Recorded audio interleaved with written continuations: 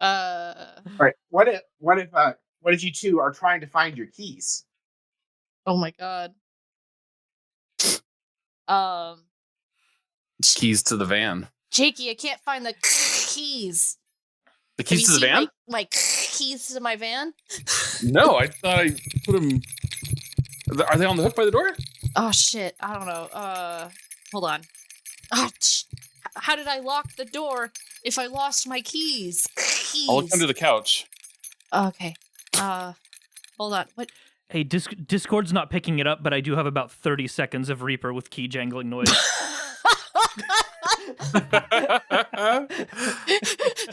What are you doing under my couch?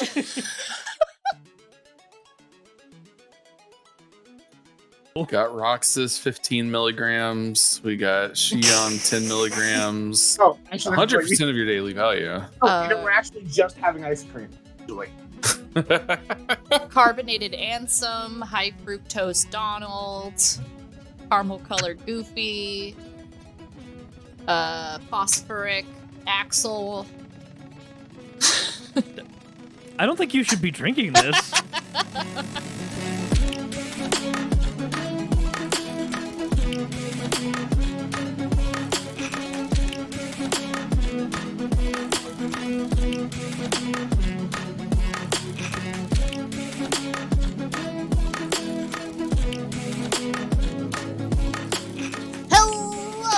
Welcome to the Hyperfixation, where our friends come onto our show and tell us about things they're excited about for 30 to 45 minutes or longer, because who gives a fuck? The timer is a lie. My name is Romi. I use they and them pronouns, and today we've got a lot of people in one place. I tell you what, my co-host is here, is Jakey. Howdy, howdy. I'm Jakey. I use the they and he pronouns, and I am here to talk about some gaming. Gaming, but it's not just the two of us. No, not at all. But wait, there's more. I introduce to you our guest host, Paul. Hey everybody, I'm Paul Kinter. You may or may not know me from Bard Rock Cafe, a TTRPG actual play podcast that's now Bard Rock Network. Actually, one of my co-hosts, Tensei, was on here doing a Ben 10 episode a while back, but I need to prove I was the bigger nerd. Oh crap, he's right behind me, isn't it? And Tensei. Hi everybody, I'm Tensei, bearer of the he/they pronouns. Oh right, my pronouns. I skip my pronouns. He, him. You may remember me from the record-setting Ben 10 episode, and I'm here to do it again. We're gonna set another record this time. Shortest podcast episode. Goodbye, everybody. Badoop. And I stopped recording. Fuck. That was good.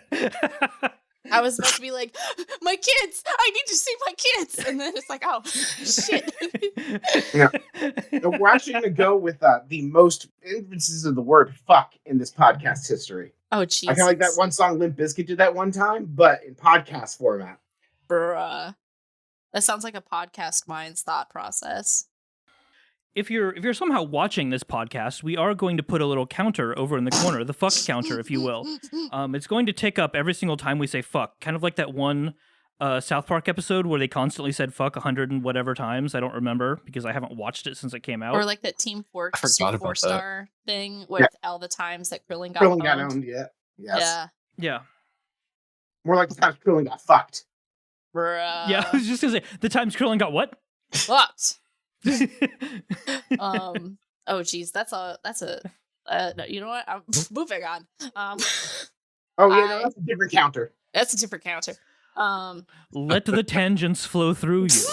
So I kind of just want to begin first to see, how did we all get here? How did we all get into the topic of the day? Do we want to say what the topic is of today? I think this is a good time, right? No, let him guess. Okay, so let's start with Paul. How did you get into Kingdom Hearts? So I remember it was actually my grandmother at the time Kingdom Hearts 1 came out. Bought me a new PlayStation 2, and Kingdom Hearts was the game she bought for it because my brother and I were super stoked for this game based on the trailer.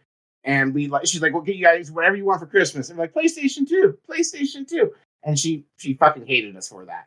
But she gave us PlayStation 2 and Kingdom Hearts, and it was a great Christmas. That was a damn good Christmas. Tensei, how did you get into Kingdom Hearts? So, how I got into Kingdom Hearts is tale as old as time. It was the special interest of some guy I was trying to bone. Ayo. Yeah. So this was around when the first game came out, and it was still a very new thing. So yeah, I picked up the game because like it also had a lot of praise, and I was very interested in the like Disney and Square Enix merger. So like multi like cross game shenanigans have always really appealed to me. So I decided to check it out, and I got the game, and I played it for, I don't know, 10 minutes of building a boat on a beach and said, I hate this, and then turned it off. Bruh. Until Kingdom Hearts 2 came out. And I saw people like doing like let's plays of it. And so it's like, oh, this actually looks really cool. Like there is a game here. Right? And so I went back, checked out the first one, found out that, yeah, there is a game. It's just got a long intro. I guess that's like an issue people have. So I went back, I gave it another shot, started with 1, because I feel like if I started with 2, I would get upset again because of the beginning of it. Oh, you think Kingdom Hearts 1 has the long intro, you say? Yeah.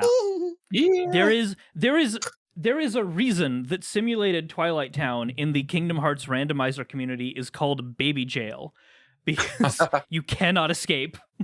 I mean, if you Or couldn't. I guess you can now. But, if you but yeah, skip then I the went back to the cutscenes, first it's not that game. long. It's so long. I mean, you just wear out the button that skips the cutscenes. Yeah. Went back to the first game, played it, really enjoyed it, perfectly fine. Good contained story by itself.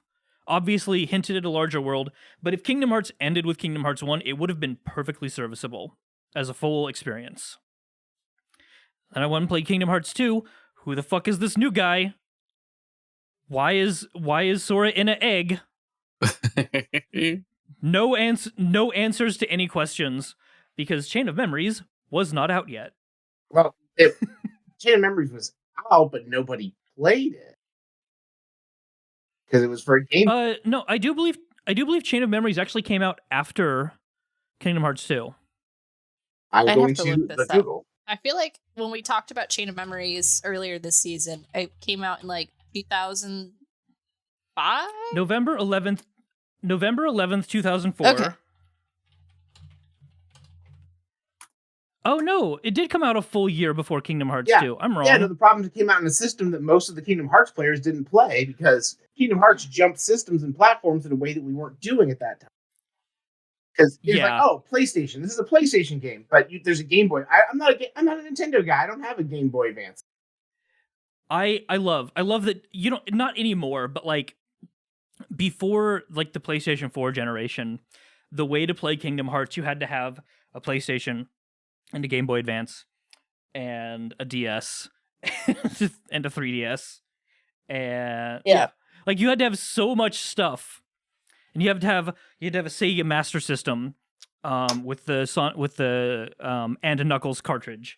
And like Also, you needed the Game Boy Player for your Nintendo GameCube. Oh god, Bruh. There's so much. Just so much. There was transfer pack functionality with the N64. God. They put an exclusive game on one of those ColecoVision flashback consoles. Kingdom Hearts is nuts. Yeah. Just like its plotline. But there's also a game just for Nokia phones. What? Yeah. Yeah. No, okay, that one's not a lie. I'm pissed. I can't with this. There was a game only for Nokia phones. That's completely real. Wait, I was bullshitting. Is that true? Yeah. Yes, that is actually true. I hate yes. that. Oh my god, you killed. Is there any other remaining plot lines in regards to your beginning experience with Kingdom Hearts you'd like to share? Oh no, I fucking fell in off the deep end and played everything after that until 3, which I hate. It's not Kingdom Hearts if you don't open 3 new plot holes, closing the one you closed. That's fair. I know we've asked you this before, Jakey, or at least I feel like we have. But what is your experience with Kingdom Hearts? How did you get into it? So I got a PlayStation 2 for my 11th birthday. And I got Kingdom Hearts as my game with it. I hadn't really heard of it before, but my parents were like, "Oh, it's got Mickey Mouse on it, so it's probably cool." It's probably fun. But what we didn't know is because I went just like from Super Nintendo to a PlayStation 2, is that you needed memory cards. And so until 2 months later at Christmas time, I didn't have one. So I just played like the first 4 or so hours of Kingdom Hearts over and over and over. Oh no. Which, for an 11-year-old is perfectly fine. I loved it. Yeah. Like, you didn't just leave the system on and like get really, really heartbroken when somebody accidentally turned it off? No, my dad would be very mad if I did that. Yeah. I tried. I had a very similar experience. I owned a PlayStation 1 and a couple games before I owned a memory card. So I played the first mission of Final Fantasy VIII probably 20 times. I mean, everyone else did that too, but on the demo. Oh. Hi, dog. Hey, dog, what's up? I don't know what they're yelling about. Oh, who let the dog out? Woof.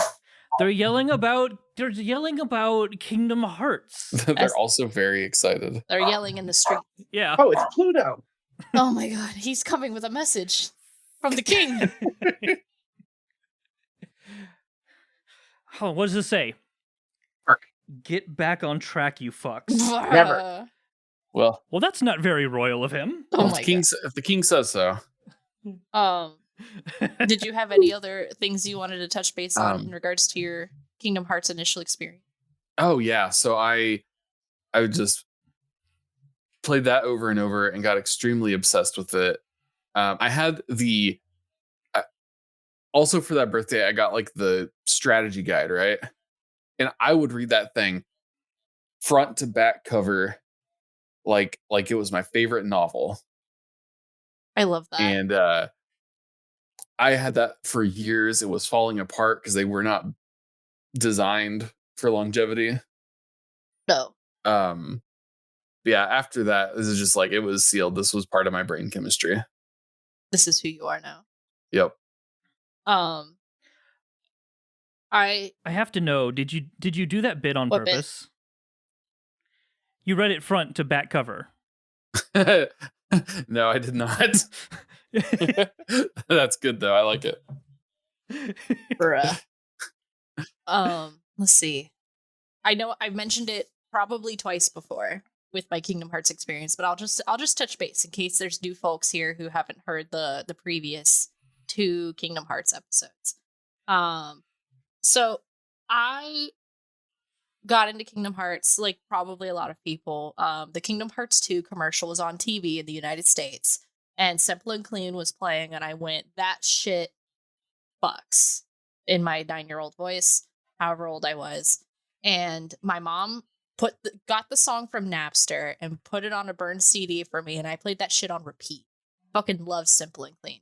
But I never played the game because we never got the game. It wasn't until high school when I was into this guy, as I relate to Tensei for a moment, and I wanted to date this guy, and he and I sat on his floor and I watched him play Kingdom Hearts 2 for a little bit, and I didn't know what the fuck was going on. But it did, as is tradition. Later on, I actually had to mute myself for a second and open up the door and be like, "Hey, Tony, what was that game that we played in that alleyway that one time?" And Tony was like, "It's either like the Final Fantasy rhythm game or it was Dream Drop Distance." And I'm not going to go into details as to why we were playing Kingdom Hearts or playing video games in an alleyway, but I can just tell you I don't remember any of it. I feel like there's a really good story there. There is, but I will have to save it for after the episode. Secret lore, I love it. Subscribe to the Patreon, people. I don't even know if that. I think it might violate Patreon rules. I'm not sure, but Hey, yo. Oh no, And unrelated. As a rule of thumb, things fully that happen in unrelated, alleys that are won't be not there. things you want to describe in public content. no. Unless you're a garbage man, I guess. Oh my god. So but as I ended up life goes on, and I ended up moving in with Tony and our friend Lewis, who also was one of the hosts on the show. And between the two of them, I would get very quick Kingdom Hearts info dumps in our kitchen between the two of them. And they would start talking about very intense stuff. And I'm like, I don't know what's happening. And they're like, listen to Got It Memorized. And so I ended up listening to Got It Memorized.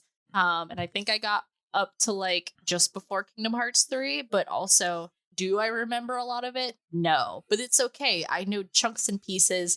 And I've learned chunks and pieces from Plot Class with Kingdom Hearts Union Cross and Chain of Memories. And so today I get to add more to my puzzle pieces of what the fuck is going on in Kingdom Hearts by closing one plot hole with 3 new plot holes, or plot lines. It's going to be a great time. So you don't got it memorized. No. Hey. Nope, Axel's coming for me. Also, by the way, my cat's named Axel. Specifically after Axel from Kingdom Hearts. Oh, I just thought you were a Guns N' Roses fan for a second. No, our Lewis has a cat named Shion, a dog named Roxas, and then Axel. But when we moved out, we took Axel with us, and then got a new cat and named her Sora. So we have specific hyperfixations. So we have addressed our beginnings with Kingdom Hearts. But where are we now? What are we talking about today? So I think the best way to describe this topic is the fact Sora is a turducken.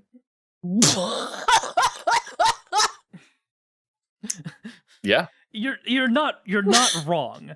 This Because Sora basically has inside of his body over the course of the series 7 souls wedged in there, or hearts, if you will, for those of you who want to use the vernacular associated with the series. Yeah. Yeah. Just insert slap noise here. This boy can hold so many souls. Oh my god. Is he gonna explode? I mean, he did explode for at least 2 of these things, I'm pretty sure. He kind of did. Yeah. I mean, there's the part where his memories exploded. There's the part where he exploded and turned into a Heartless. I do remember that. He's basically a taxi cab. He's a heart taxi? Yeah. Yeah. A cab of love? Yeah. Except it's a very strange taxi where people just keep getting in and then don't leave. There's the Hotel California of hearts. Hotel Kingdom It's Hearts. the Taxi California. Taxi California. The Clown Car California. You know that meme where the guy's putting on clown makeup progressively, but it's for each soul that he acquires? I mean, that meme could literally just be someone describing this plot of Kingdom Hearts. I think I've seen that meme. Oh my god. So he would have to take some off at one point because souls do escape. That would be actually an amazing version of that meme. Thing. The first soul that escapes gets shoved back in. Right. Well, sort of. It's complicated. Fuck, we're gonna get into this. The first soul that escapes is piecemeal of like 3 different souls. All right, so should we start with naming the souls, or do we want to introduce them as like we discussed them? I have a list. I made an attempt, and I googled timeline of Sora's hearts, but it's just trying to tell me Kingdom Hearts timelines. Right, now I looked at connections to Sora's heart, and there are 7 characters, including Sora. That feels really small. It's only the ones who's either directly been inside of Sora, or had a chunk of Sora inside of them. Oh my goodness. So would you like to hear the list? You wanna I said what I said, that and a I said bit? what I meant. Elephant's memory 100%. Cool. All right, so we have obviously Sora, and then we mentioned Roxas, who is considered separate for the purposes of this list, even though Roxas is kind of like 3 different things, like you said. Namine is a production of Sora's heart. Like, she's a separate being, but like she counts. Ventus and Vanitas and Shion. And then obviously Sora is number 7. Oh my goodness. Yeah. That is like a clown car taxi cab. Yeah. So That's many not kids including inside all this the heart. people who are just connected to Sora's heart, which really is more Namine's thing. Sora messes with the connections to Sora's heart. These are the people who have physically shared real estate with Sora's heart. I just thought of a great cosplay bit. Can I pitch you guys? I'm gonna tangent a little bit. Can I pitch you guys a really Absolutely. great like TikTok concept or YouTube series? Yeah. Absolutely. Do it. So it's Cash Cab. Sora's the driver. And Oh, different no. cosplays of Roxas or Ventus or Vanitas or Shion or whoever, they get into the cab and you have to they have to fix the problem before they get released out of Sora's body. And if they don't, the cosplayer stays and still another person enters the cab. I love it. Someone do this, please. So it's going to be a shuttle bus is what we need. Yeah. This No. free content. Someone do it. No, I love the idea of this just being a regular ass taxi Oh. that can probably seat at maximum 5 people Right. if you squish and just everybody. I was thinking of the practicality of putting these physical people inside of a real life taxi and thinking, oh, well, this will be. This is I was visualizing this- actually making the tic-tac like a fool. Yeah. I mean, we could get like a minivan, this with the seat where there's no seat in the middle, so you could fit 5 in the back, 1 in the front. I just want to shove a bunch of people uncomfortably into a car. Make them sit on Yeah. top of Is each that so other. much to ask? And you just have Ventus kind of holding onto the back from the trunk. Like the trunk is popped open to functionally be another seat. And they're driving around New York City. I like it. We're onto Goodness. something here for We're onto sure. something here. But who was the first one to get in the car? You want that in release order or chronological order? What makes more sense to discuss it in? So release order is probably the easier path to follow. Because they do like prequel and midquel stuff. So starting with Kingdom Hearts 1, Sora gains Kairi. Is Kairi real? Kairi is Well, real. Okay. No, Kairi's not real. These are video games, Fuck. Roma. Add that to the counter. I've just been notified the counter froze once we hit 99. It didn't have a third digit pumped into it. Bro. Well, it's okay, because over on the side, we have a counter, which will tick up every time that ticks over to 100. Or if we wanted to keep it like Kingdom Hearts, the counter will just change another color, count back up to 99, and then just stay at that. Oh no, the counter works like the boss health bars where like it doesn't move until you've gone through 4 health bars worth of health. There we go. Bruh.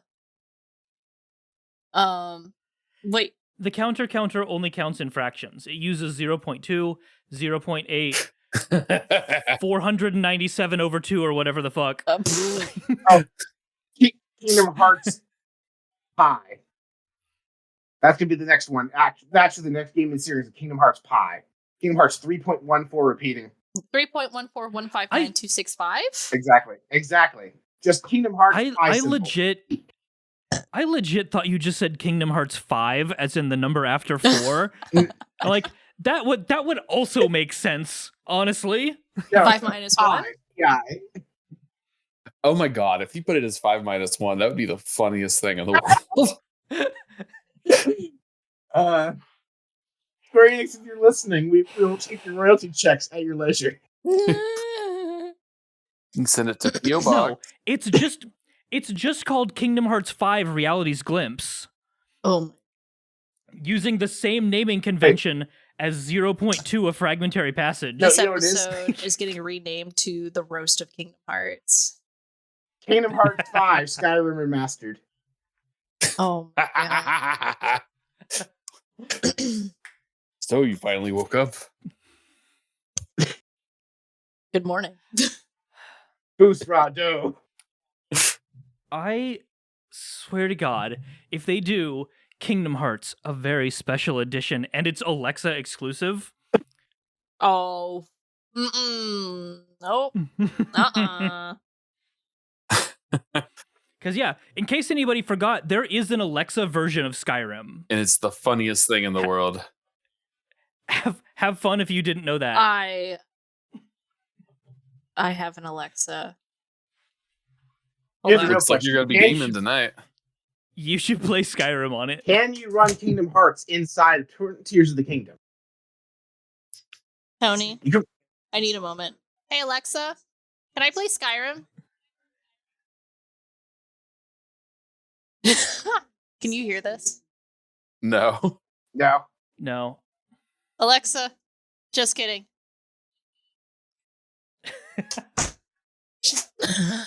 Tony pitched Fantastic. damn. Was it letting you do it? But because y'all couldn't hear it, I was like, I don't want to do this anymore. I heard the like. I mean, Right, the yeah. Charlie Brown episode would have been dead on. Tony's so confused.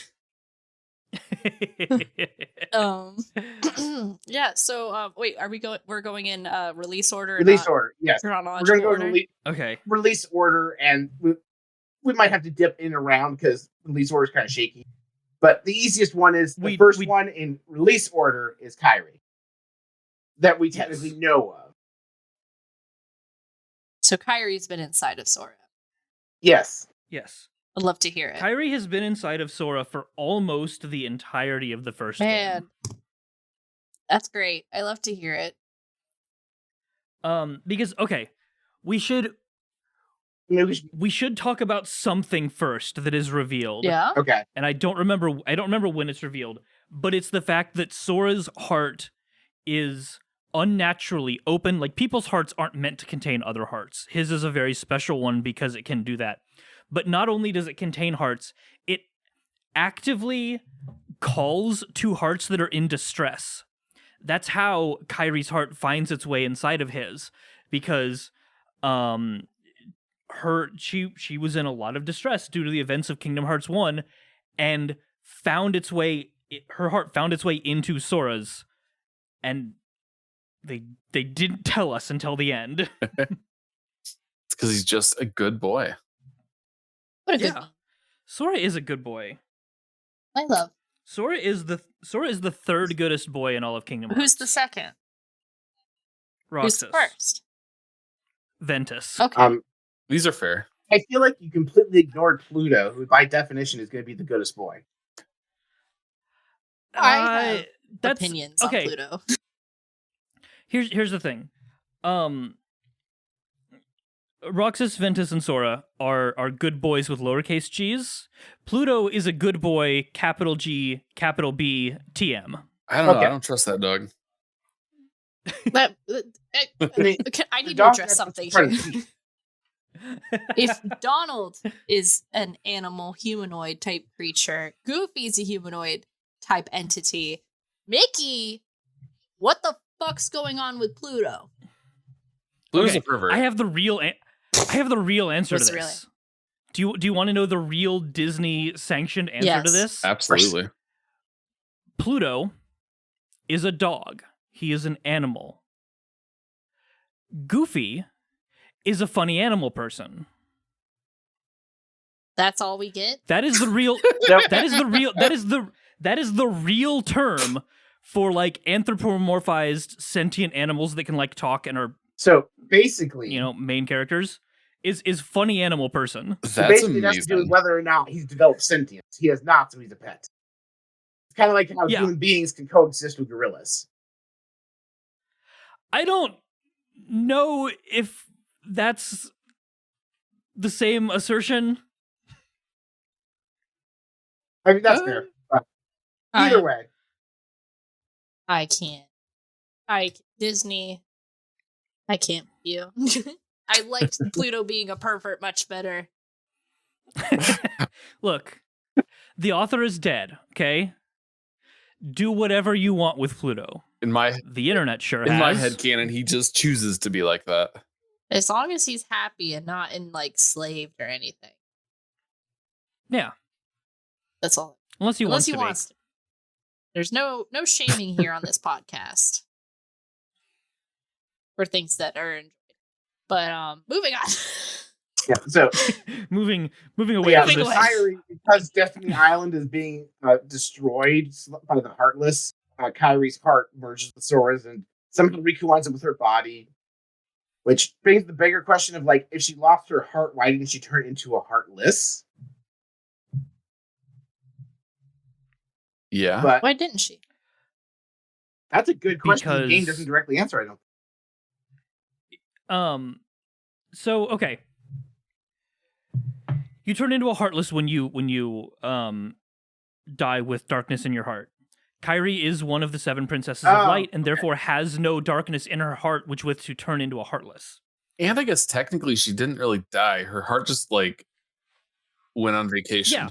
Yeah, her heart just found refuge inside Sora's. Like, it went and said, "Hey, I need amnesty." And I don't know enough about actual amnesty proceedings to complete this joke. I only know the Adventure Zone version of Amnesty, so I'm no help. Mm. Yeah, I don't know. I can't help either. I get the That's general the idea, reason that.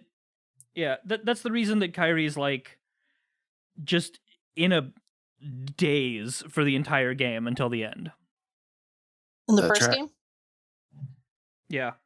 Yeah, correct. The Kingdom Hearts 1, not Kingdom Hearts, which comes after chronological Kingdom Hearts .2 or whatever. Yes. Gotcha. And then Kingdom Hearts 2 introduces the characters Kingdom Hearts Chain of Memories technically happened next. That introduced Naminé.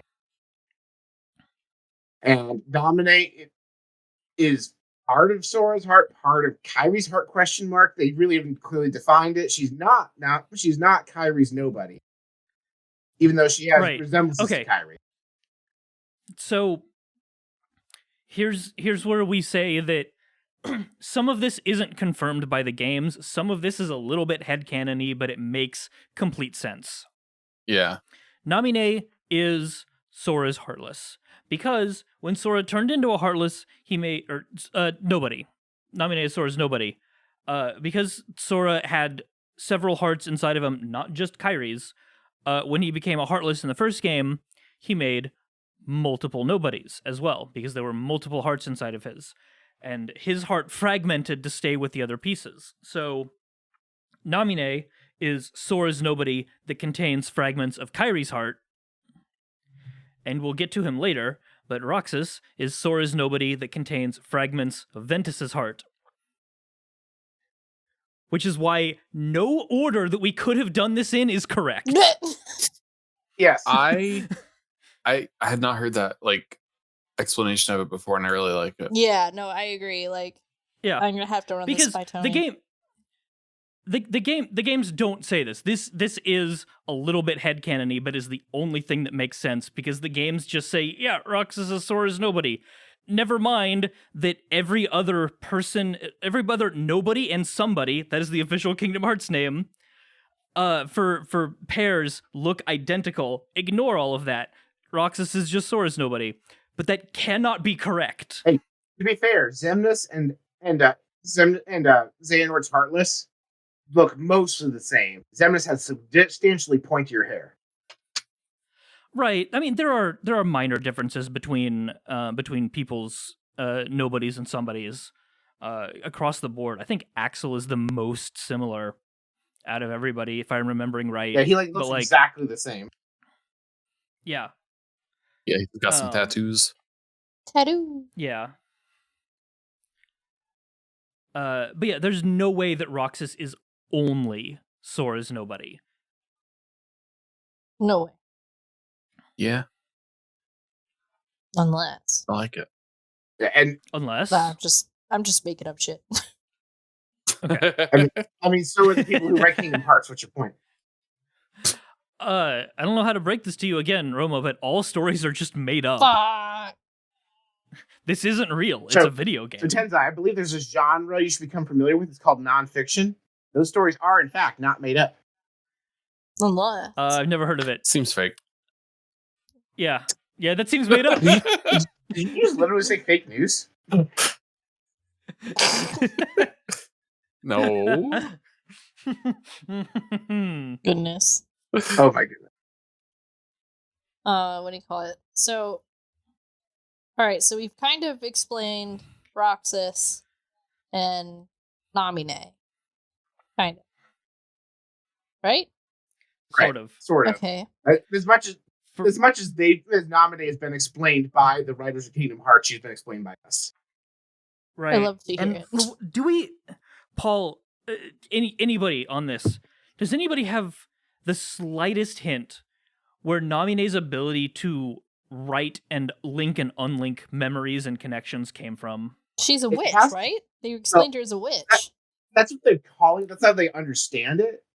It's my understanding but, like- that Namine's ability comes from the fact that she can only manipulate the connections to Sora's heart, and I think it has to do with the openness of Sora's heart, combined with the fact that she's like Sora's, as you theorized, true heartless, or not nobody. Like, so it has to do with the special nature of Sora's heart that lets her do that, and that she Maybe, spawns but from then it. why couldn't Roxas do that? Because, Why couldn't Shion do that? We'll get to her later. well, as you pointed out, again, we're going with the headcanon that the community's put together here. If Namine is the truest of the nobody spawned from Sora, then it makes sense that she would have the most access to Sora's heart and heartstring. Because it's like, okay, well, it's like the aspect of Sora. Also, it could be because she also has an aspect of a Princess of Heart built into her. It's, most nobodies have some sort of special power, right? It just so happens hers is manipulating hearts because she came from a guy who has a turducken of hearts. Oh, so everybody else gets the ability to summon a weapon, and she can All right. play with the red strings of fate. I mean, Yeah. and to be fair, one of the members of Organization 13 can straight up manipulate and bend time. So is this any different? Yes. I disagree. That is just as fucked up, except Namine doesn't have the ability to summon a weapon. If anything, Nomine's underpowered. I mean, She should be able to summon a giant pencil eraser to kind of wipe you out of existence. do we actually know if she can't summon a weapon? We've never seen her do so. Anyway. I guess not. Like, I guess we She don't just know acts that. defenseless. Maybe she's been able to fight Organization 13 this whole time. She just chooses not to. Well, or maybe she doesn't realize it. I know. I mean, if she's been, effectively, it sounds like she's been abused by Organization 13 and used for her abilities.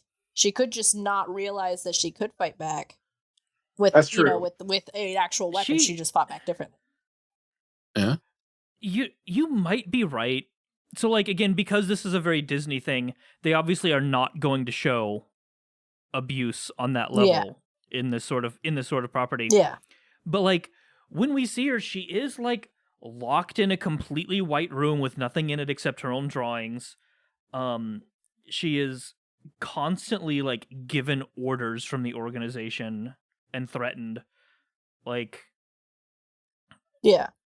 Yeah, there might be a lot of very untold abuse and psychological damage to Namine, who, as we already know, nobodies do not have the greatest psyches in the first place. Yeah. Yeah. It's almost like dying a couple times would be bad for your mental health. Bruh. Is dying bad for your mental health if you don't remember it? So here's the thing about trauma: is you just described what's called a repressed memory. Right. But this isn't repression. It's literally not there for nobodies. No, but okay, you just described brain damage, which is also a form of trauma. I guess. Okay. Technicalities. Oh my goodness. But I don't know. I guess my brain just wants to give Namine that credibility, but also in the understanding of if you don't realize that's something you can do, But it's that's probably absolutely valid. Yeah, I think the story didn't want her to be able to, but whether or not she could is probably up for debate. Yeah. Yeah. And we'll never know anymore. So. Damn it. I mean, Sora is still a character in Kingdom Hearts 4. How do we know Naminé won't magically reappear? You're fucking right. You know Yeah, what? I mean, didn't As she? long as they're recurring characters, they can bring back the other recurring characters. Yeah. You're right. Yeah, also, like, don't even get into the ending of Kingdom Hearts 2 where her and Roxas walked off to have an ending. Oh my god. Oh my god, hold on. Hold on. I just realized something. This is completely tangential. There are 7 Soras, right? Effectively? Yeah. Yes. There are 7 Princesses of Heart. The entire okay. So one of the major through lines in Kingdom Hearts, or in particular the Seeker of Darkness saga, as it's been called, is that 7 of Light and 13 of Darkness. After Organization 13 failed, Xehanort instead went through time and just got copies of himself to be the 13, plus a couple people that he had inserted himself into, sort of in a reverse Sora method. Mm-hmm. Yeah, Riku's also a turducken. Do you think there's an alternate like ending to Kingdom Hearts 3 that was 7 Soras versus 13 Xehanorts? I mean, I wonder if they could still do that. I don't know how they could justify it. That's really easy. They go, oh, we didn't like how Kingdom Hearts 3 ended, so Kingdom Hearts 4 is going to time travel back in time and redo the ending of Kingdom Hearts 3. That's what Remind was, though. That's what the DLC is they already did that. Oh, I forgot they made DLC for that game. Or 13 Soras of Darkness versus 7. Well, if we need 13 Soras of Darkness, then we got to shove more boys inside this boy. Excuse me. 3 of the people shoved in Sora were girls, thank you. Shove more teens in the teen. More teens. Wait. So have we talked about all of no? Because we've talked about Naminé. Yeah, we've got Naminé, touched briefly on Roxas, who's the primary heart introduced in Kingdom Hearts 2, and Kairi. We have not gotten into Shion, who's introduced in a very unpopular game. They didn't even adapt the gameplay to in the remake. I loved that game, actually. I also did. I wasn't judging him, saying it was unpopular. I didn't. That's all I'm saying. Is it wasn't popular. It was definitely unpopular. I enjoyed it, although there were parts of the gameplay that I thought were a little tedious because the enemies were a little homogenous. But that's a whole other topic. Like it was acceptable. Yeah, the game is effectively 30 hours of you doing the exact same 3 things over and over and over again. I love it. But it's fine. I mean, here's the thing: it was very fun. A lot of video games are that. And that's like if they made this as a mobile game, no one would question that. True. Yeah. It's like, I'm doing the same thing over and over again with a slightly different skin on it. Yeah, this is just a mobile game. Oh, it just feels like Destiny. I love it. Yeah. I'm a sucker for like unique or weird progression mechanics, and the like sort of puzzle piece Tetris thing that you had to do in Days was very compelling. Oh, that was very cool. It kind of made me think of loosely like how you did some of the power-ups in the Mega Man Battle Network games. I haven't played them. I can't comment on that. I'm sorry. No, you're good. If you're familiar with the anime, swipe card, get power up. Which is kind of how all the different card-based combat systems in Kingdom Hearts work. Yeah. I was gonna say swipe card, get power is Digimon Tamers. I mean, I don't know it's also where Mega Man Battle, goes into this. Mega Man Battle Network was basically Digimon Tamers, but with Mega Man. Okay. Yeah. I think that one sentence just sold me on Battle Network. No, Battle Network was really good, actually. But that's a whole other topic.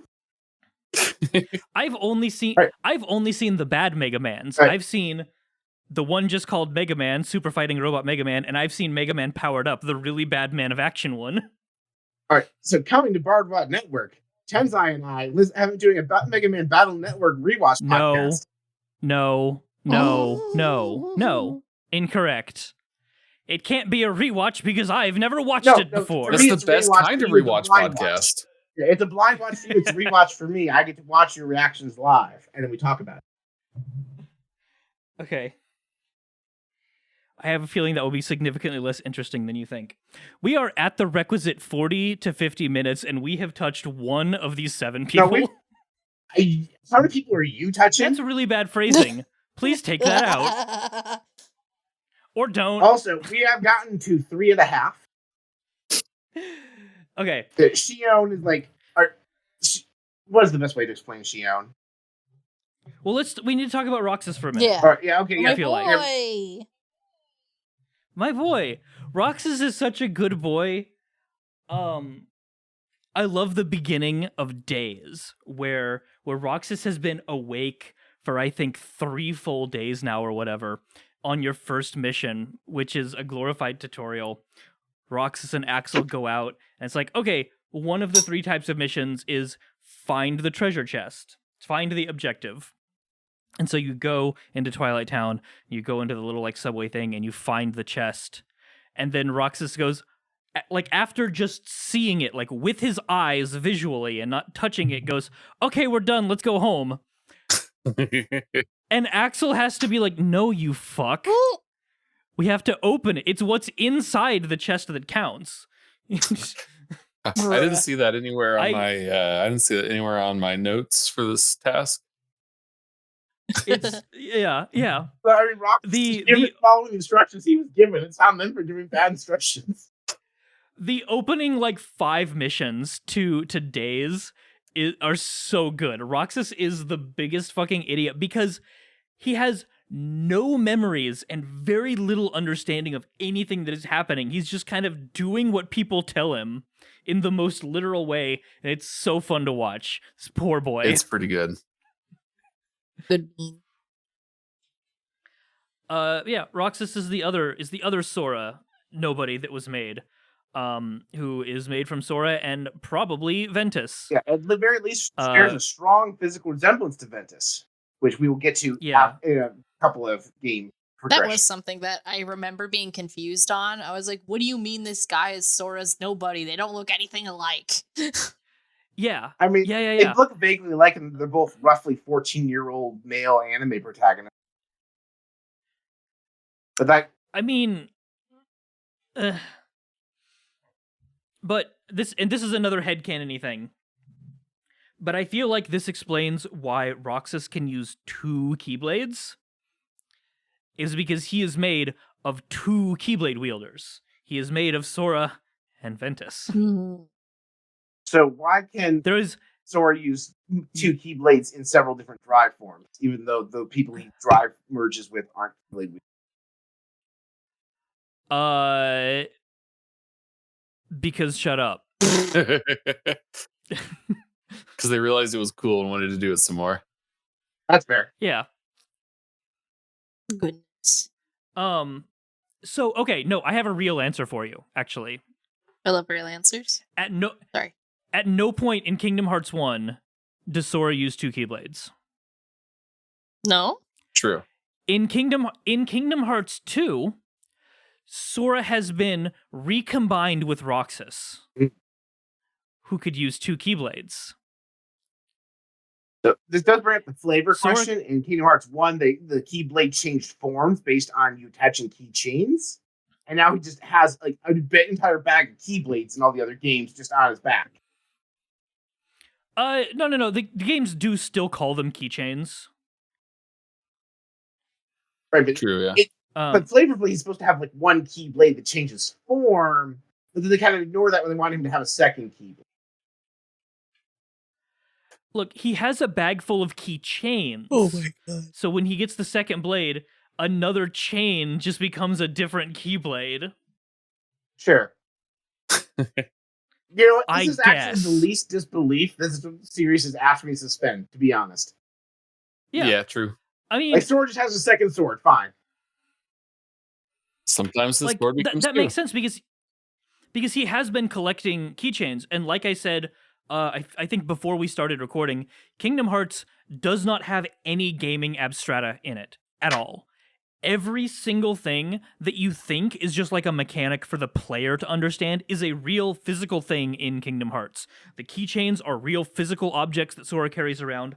The medals from the mobile game are actual real physical things that they are using to channel the powers of these Disney people. Like, there is nothing in Kingdom Hearts that is just for the player outside of the UI. Very true, yeah. And it's wild for that. So Sora's literally carrying around entire cottages with him in Kingdom Hearts 1. Like, he just has a house in his pocket. Yes. Damn, Pocket House. it's like He can, in fact, carry 99 houses and 99 tents at the same time. I was kind of just more pictured him as like Capsule Corpse capsules, but I like that. He's just strong. He's just strong. Yeah, that's even better with the Capital Course capsule. Just he's in the middle of a boss fight and he like gets up really, really high. He just like throws out a house and drops it on a guy, like Wicked Witch of the West style. Time for my secret attack. I throw a house at you. I'm gonna remember that next time I do an actual play. Why does nobody do that in Dragon Ball? That'd be so cool. In Dragon Ball, it would have worked, but by Dragon Ball Z, they can just casually blow up planets, so dropping a house on them wouldn't even do anything. Are you telling me that dropping a house on top of Yamcha wouldn't do anything, even in Super? Come on. And Yamcha, yes, but who the hell is trying to find a way to cheese a fight with Yamcha? Me. Like, Yajirobe. I guess. Then again, Goku may or may not be vulnerable to gun, so there's that. Even though his muscle density, like, they do, and there's a plot point in Dragon Ball Super where some guy, after Goku powers down, just shoots him in the back, and Goku's like, "Oh no, my one weakness, a bullet." Even Which though, is wild hold because on. Farmer with a shotgun and like episode Yeah, I one. was just gonna say that. The farmer that shot Raditz. yeah, well, Raditz caught that bullet. The thing is, True. it implied that like Goku has such thick muscle density, he probably should be able to just have bullets bounce off any part of him that has muscle mass. Because again, he can hit hard enough to shatter a planet. His bones would have the density of like carbon steel. Goku Like, I'm sorry, and, his muscles are stronger than Kevlar. Goku Kingdom Hearts win. Yeah. Goku Kingdom Hearts win. Disney, go buy Toei. Go buy No! Toei right now. No. Don't. Oh my god. Do it for the bit, but also minute, hold please on. do not do it for the bit. Oh my god. I'm sure Disney already That means has its own property it owns where two buff guys beat the living crap out of each other. Thinking. Actually, hold Marvel. on. Thinking. Hold on a second. Holding. No, Disney, go buy Toei. Go buy Toei right now and put Digimon in Kingdom Hearts 4. Yo. Go do it. As much as I hate everything about Data in Kingdom Hearts, that'd make me okay with it, actually. I gotta They run would around with Oh Agumon. no! Oh no! Oh god! Oh no. god, Tron teams up with Digimon. No, we're talking about Encoded, where there's all of the like Data people. And Digimon would fuck that up. It would make all of that become relevant again. Agumon's just hanging out inside my journal. It's fine. Okay, if Agumon replaced Jiminy Cricket and was like the person doing the journaling, I'm okay with that. That's cool. It's fine. That would be really good. That'd be Unfortunately. really good. I don't know much about Digimon other than watching for everyone who needs to know, I love Drawfee, and Karina doing the Smasher Pass Digimon PowerPoint made my life. So that's That all was I a know. good episode. She does that stream with the voice actor of what's his name? Scott something. Voice actor Jonah Scott? Yeah, Jonah Scott. It's amazing. I need the PowerPoint. I mean, Digimon is really. I feel if like you I think saw a about it, highlight of that. Just what if Pokemon lived in Tamagotchi? Oh my god. No, how dare you? I said that specifically to get you to say that, so yes. Bruh.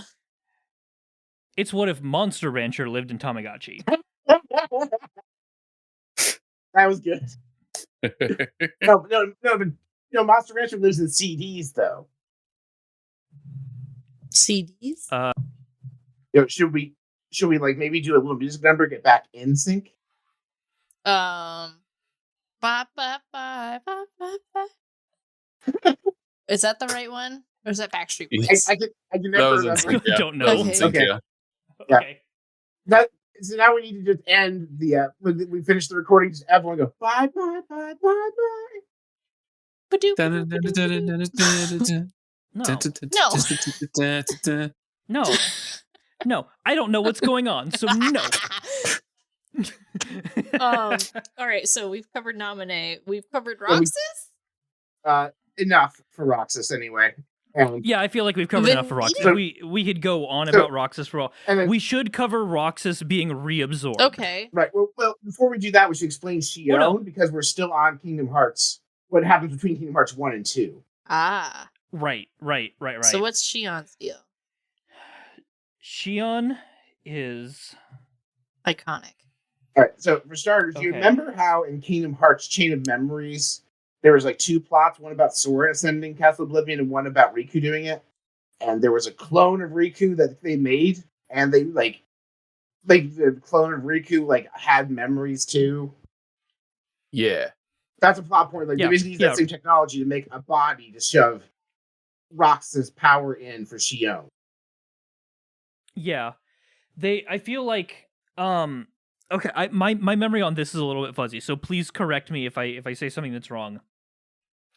Shion is a fake body, almost like a homunculus, that while they were building, they were using Naminé to pull the bits of Sora out of Roxas and into Naminé, which is why Roxas became steadily weaker while Naminé was being created behind the scenes. Shion. Yes. Does that sound correct? That sounds correct, yes. Yeah. Okay. Also, Shion's name, I love it. Everybody Axel is just Lee with the X in it, the sigil of the recusant sigil, which is a very fun other thing to go into. Roxas is just Sora with an X in it. Shion, if you take out the X, you are left with I, O, and N.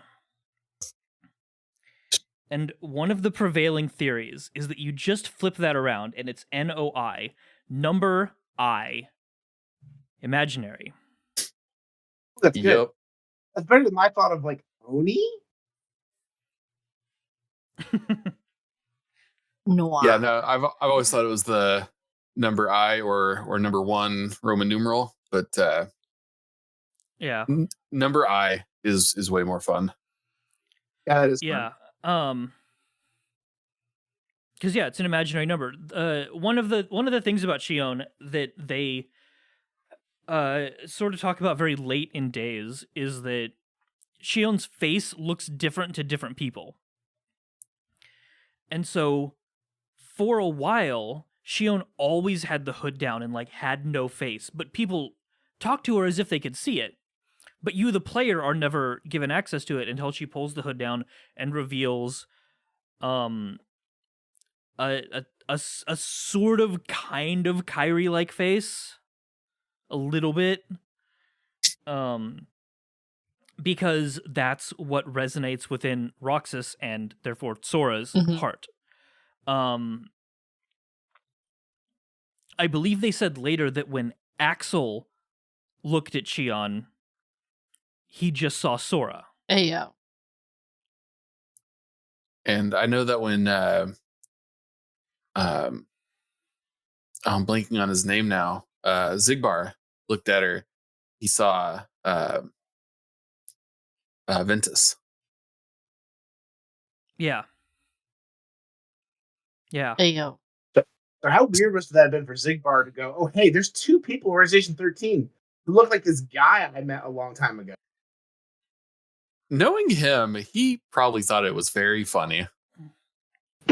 Very entertaining. Yeah, it was either entertaining or he fucking hated it all the time. Like, just imagine trying to and- get the names right. Yeah. Oh. Which I need to go back and play it.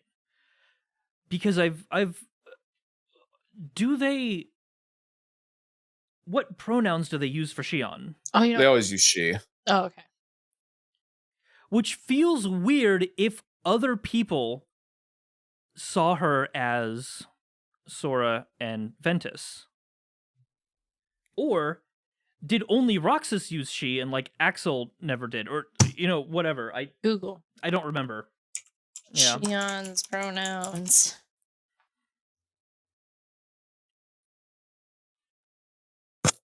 Ah. Okay. Oh god, you found something. So I'm literally going off of the first thing that popped up in my Google search of Shion's pronouns. This is from GameFAQs.com, and the question was, is Shion a boy or a girl? Kingdom Hearts 3. Which I feel like somebody who's not, I don't know, I'm not going to get into it. Anywho, it says Shion was designed to be an imperfect replica of the main character, who is a male character, and over time, Shion started identifying as female, hence using the she/her pronouns, is what it says. So, Makes sense to me. Yeah. Yeah. Okay.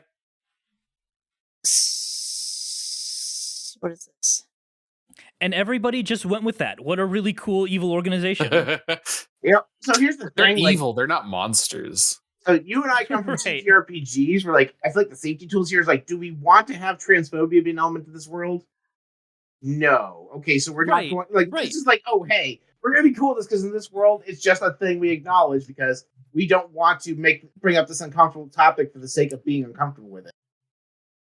Right, but I do give it credit for this because a lot of times that sort of thing would be played as a comedy bit, Yeah, which I know. is That's fair. like the worst option of anything to do with it. Oh my god. It's like I'm gonna And so I have a like, sidebar I want to initiate about this actually. yeah. I had a friend who was No, just- obsessed with K-dramas forever. And the first K-drama actually ever exposed me to was one where like a girl looked very similar to her twin brother, so she cross-dressed and like, oh, gender confusion. It's like that, like every cross-dressing storyline I've ever seen portrayed in television from anything. Like, there's a way to respectfully do it. Like respect to people who do drag. That's great. Yeah, but it's always comes across as like very like gender affirming to traditional gender roles and transphobic and a lot of other things that are not cool. Like, I've yet to see this be done any time in my lifetime where it doesn't feel like it's disrespectful to people exploring their gender identity. You want to know the wildest one that does it really good? Pokemon. Yeah? Oh? Jesse, like in the original Pokemon series, Jesse and James cross-dress like a Oh, lot. that's right.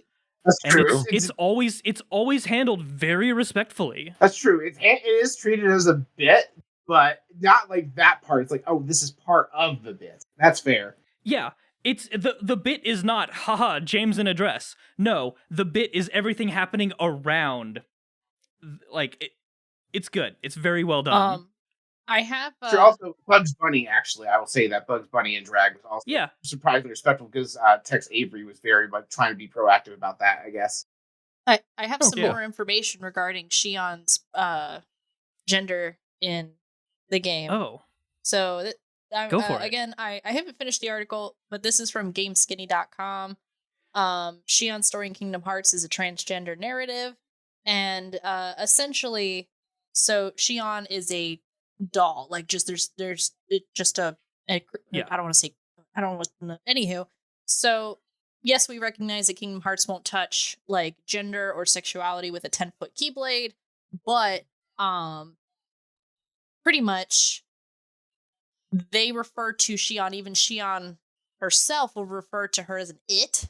Like Syax will refer to her as an it, Axel, but Roxas is the one who's like, no, that's a she, her, like Roxas is correcting people with the pronouns. And so as she's tapping into Sora's memories, into Kairi, that's where she starts getting that identity. And that's where the face really starts to come in. But it does mention how, like, Syax sees her as just a doll. Zigbar sees Ventus. Xemnas sees Sora. But yeah. So it was it's pronouns, I guess, going into she, her. Right. Yeah. As I think about it, like the person's perceiving her the way she wants to be perceived is seeing her as she wants to be. Everyone else is perceiving the person they want her to be. Yeah. Or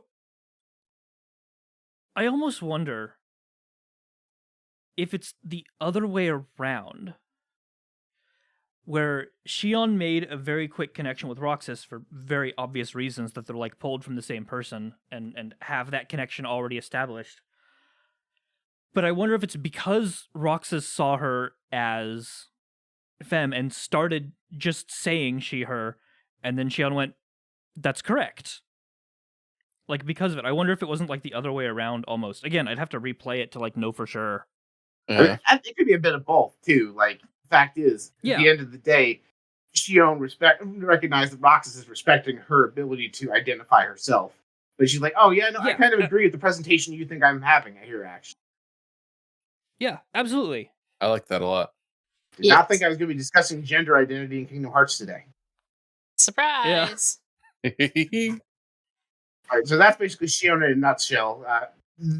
Without going into all the like specific story beats, like that's generally Shion's connection to Sora's heart. Is like you draw the little web diagram, Sora to Roxas to Shion, boom.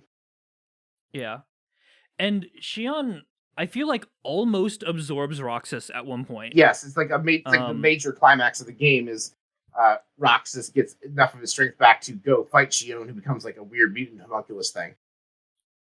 Yeah, because like Roxas lost the ability to summon the Keyblade for a while and got benched, and I feel like there was a point where he slept for like 2 weeks straight because of the power drain. Yep.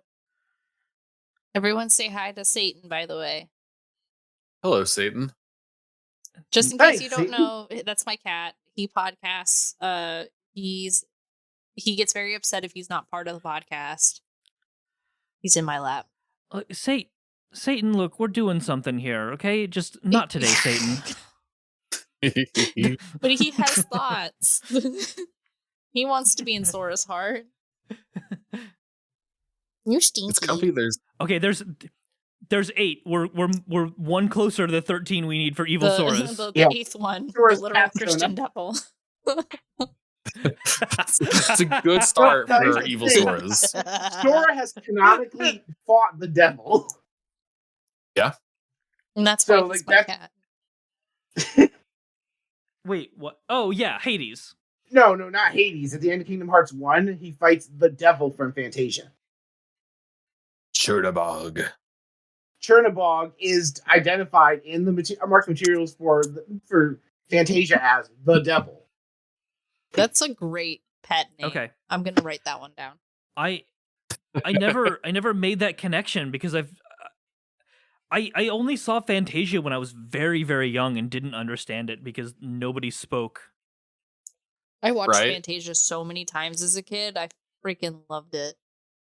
Had it on DVD. Yeah, I remember like really liking the like Mickey Mouse using magic to clean a house, and that's literally all I remember about Fantasia. Well, the cool thing. So Sora has fought the devil, but Ventus has fought Lucifer. Yeah. For anyone in the audience who might not remember, Lucifer is the name of the cat from one of the Disney stories. Right. Yeah. Right. Yep. Cinderella.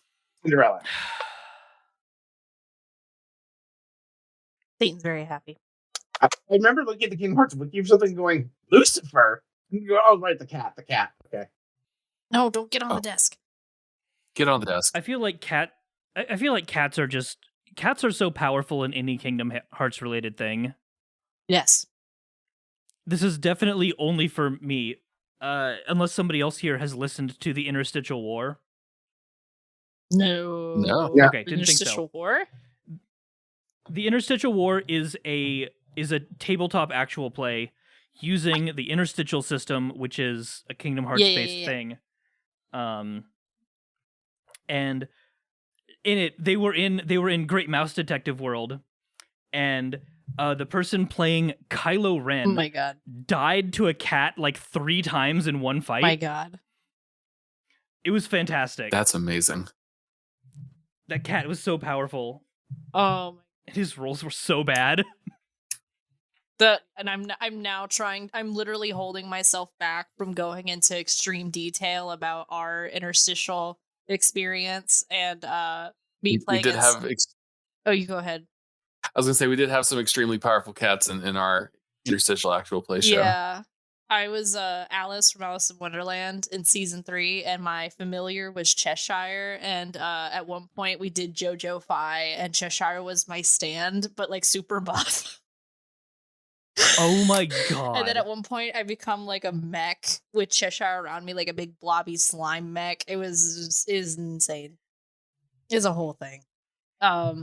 You are so big brained putting Alice as the familiar. That's so Thank you. good. But it was. I'm not gonna get into it. I'm not. Nope. This is not that podcast. The hyperfixation reflection. This is giving me the very moist image in my mind of a flesh mech. You're also missing the part where if Alice shook hands with anybody, they would get microdosed with acid. So that was just standard par for the course in Alice in Wonderland lore. Mm-hmm. Exactly. Well, that was season 2 and 3. Oh, anywho, so we've talked about. So at this point, we've gotten through all but 2 of the connections. Now we have to travel. If we could turn back time, the time we can find axis. a way. Now we can talk about Birth by Sleep, which introduces Ventus and Vanitas. Yeah. So Yeah. Ventus was a completely separate Keyblade warrior. And long story, very long story short, eventually he finds himself on Destiny Island about 10 years before the events of Kingdom Hearts. And he gives he bonds with Sora in such a way a piece of his heart stays forever bonded to Sora. Which is there's a little bit more to it, but like that's also why like when his body goes dormant at the end of Birth by Sleep, Sora is like carrying his heart vigil so he can get brought to life later in Kingdom Hearts 3. Oh, we probably should open this with spoilers for the Kingdom Hearts series. Spoilers for Birth by Sleep, a game for the PlayStation Portable. If you haven't played it yet. Did Ventus meet Sora? I don't think he did. No, just as hard did. Yeah, just as hard did. Yeah. It's okay. I think the only person who physically went there was Aqua. No, because Aqua met. They all went to Destiny Island in the game. Aqua met. Was it Aqua met Riku and Terra met Sora? Aqua met Kairi in Radiant Garden, and then Aqua Terra met Kairi. Yeah. Met Riku. Nobody talked to Sora except for. Nobody talked to Sora. Yeah. Okay. Yeah, but like somehow like that seems relevant to their hearts being bonded. Yeah, Sora kind of ran up later to Riku, and he's like, "Who was that weird guy you were talking to?" Bruh. Yeah. But this is also important, even though these are not people bonded to Sora at the moment, is that both Aqua and Terra did the rite of passing on Keyblades. It has a real name that I've forgotten. Yes. Because you have to be like way back in the prequels during like back cover and Unchained Key and all of that, like everybody and their grandmother was a Keyblade warrior, and then a big war happened, and then very few people were Keyblade warriors, and so now the ability to wield a Keyblade has to be like passed down physically through a rite. Mm-hmm. And so Aqua and Terra literally gave Kairi and Riku the ability to wield Keyblades when they were like 4 years old. Yeah, I guess it was called the Keyblade Inheritance Ceremony. Yes. All right. Yeah. So, deep lore poll, why can Lee wield a Keyblade? Why not? Sometimes you just can. I haven't played 3. The answer is probably in there somewhere. Should I ask Tony? Remember when I got part 3, he's like, "Oh, hey guys, check it out! I have a Keyblade now." The question Yeah. was, why can Lee use a Keyblade? Yes. Let me go find out. Tony might know. Okay. While we're doing that little bit is important because Keyblades have to be passed on in that certain way. So We have Ventus, who went through a lot of trauma because he had a very abusive relationship with Xehanort, who was trying to turn the child into a Keyblade, but spelled with an X. Keyblade. Keyblade. Yeah, we have Key spelled Key and Key spelled Xi, and there's also some traditions Key spelled Ki. All different things, which is why we should not introduce Goku to Kingdom Hearts, because then we have another version of Key to worry about. And then the letter itself is pronounced Key. And they spell it often CHI. Yeah. Yep. Yeah, the other reason that's important, though, is because of the reveal. Vanitas has been like the secondary antagonist of all of Birth by Sleep. And again, spoilers for a relatively old game for a system that's no longer being supported. When Vanitas finally removes his mask, he has Sora's face. Yeah. Yes. That's what? Okay. I don't know if they explain this explicitly, but the idea seems to be he's linked to Ventus, who's now linked to Sora. Correct. Yes. Because Ventus, before the beginning of Birth by Sleep, when Ventus was still an apprentice of Xehanort, at some point a piece of his heart got shut off and disconnected and ran and sought refuge in Sora's heart, because again, Sora is born at this point. He's 4 or 5 years old, and his heart is open and calls to other hearts that are in distress, as I said near the beginning of this. And by near the beginning, I mean somewhere around the 30-minute mark. Probably. And so, for the entirety of the Kingdom Hearts franchise, Sora has had Ventus's heart inside of him. A piece of it. And it's a small piece, but that connection is there. Which is why Ventus isn't in a stupor for most of the game. He's a full person. He's a very energetic boy. Ventus is the best boy. 95% of a person. I have answers. Yeah. You do? Yes. Okay. Are you gonna like them? Don't know.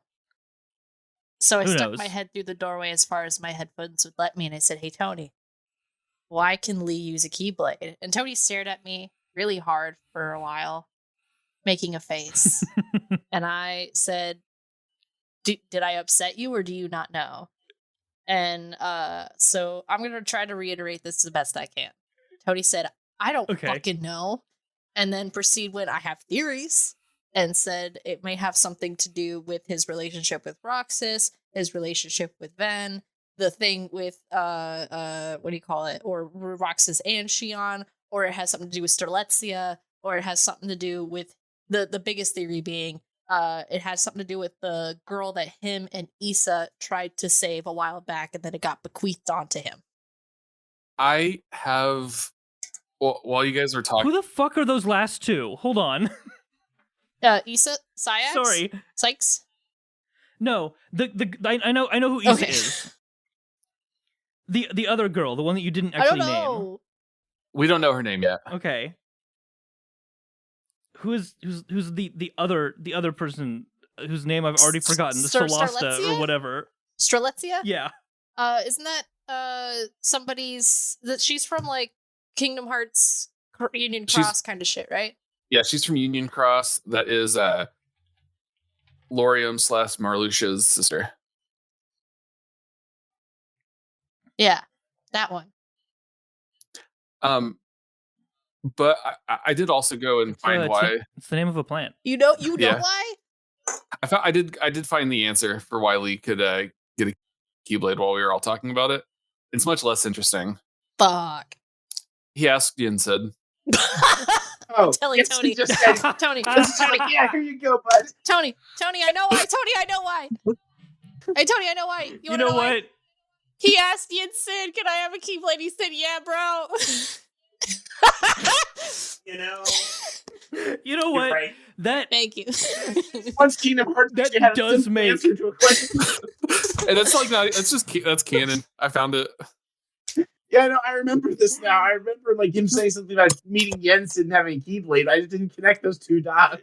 Yeah. right. Oh my god. I was like, oh, I didn't realize because because I didn't play Birth by Sleep. I watched a Let's Play of it, so like that whole Keyblade passing on ceremony, I like had kind of forgotten that was a plot point. It's like, oh, some people can innately wield Keyblades. That's how this works, right? So I was like, oh, then you brought up the inheritance. I'm like, Leah didn't do one of those. Yeah, he did, I guess. Yeah, Okay. he instant made him do special Keyblade training off screen. Yeah, and then he got one. For a while, that was actually retconned in, because for a while, like throughout the entirety of the first game and most of 2, people kept saying like, "Oh, Sora, you are the chosen Keyblade wielder," whatever. Yeah. You know, the Keyblade chose you and only you, so only you can wield it. And that was just like fact in quotes for the longest time in Kingdom Hearts, until, as we are at now with Ventus, when that piece of Ventus's heart came off, because Ventus is a Keyblade wielder, as given by Master Ericus. I do believe firmly that Keyblades are attached to the heart. Yeah. And so when that piece of Ventus went off into Sora's heart, it began to nurture the ability for Sora to wield a Keyblade. Because he has a Keyblade wielder's heart inside of his. So it wasn't supposed to be like this? Right. Well, because nobody did the inheritance ceremony with Sora. Yeah, and then another canon reason is that like it was going to go to Riku at the beginning of KH1. But then he jumped into the darkness portal and the Keyblade was like, "Ooh, that boy stinks. Here's another close boy. I'll just go to him."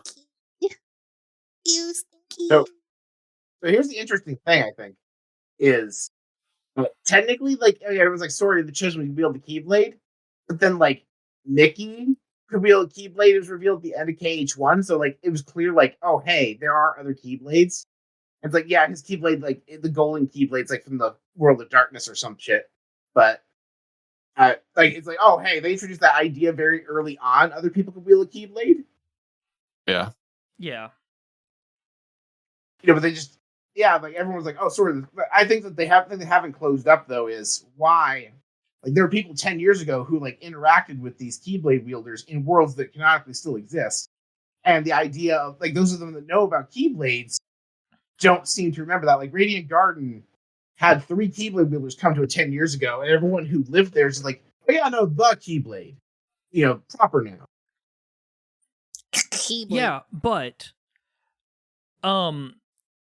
oh god, it was a plot point in Kingdom Hearts 2 when the place was called Hollow Bastion that everybody had kind of forgotten a lot of memories of the old city of Radiant Garden, because there was a big deal midway through Kingdom Hearts 2 when they're like, we finally remember what this city used to be, and the name changes from Hollow Bastion to Radiant Garden.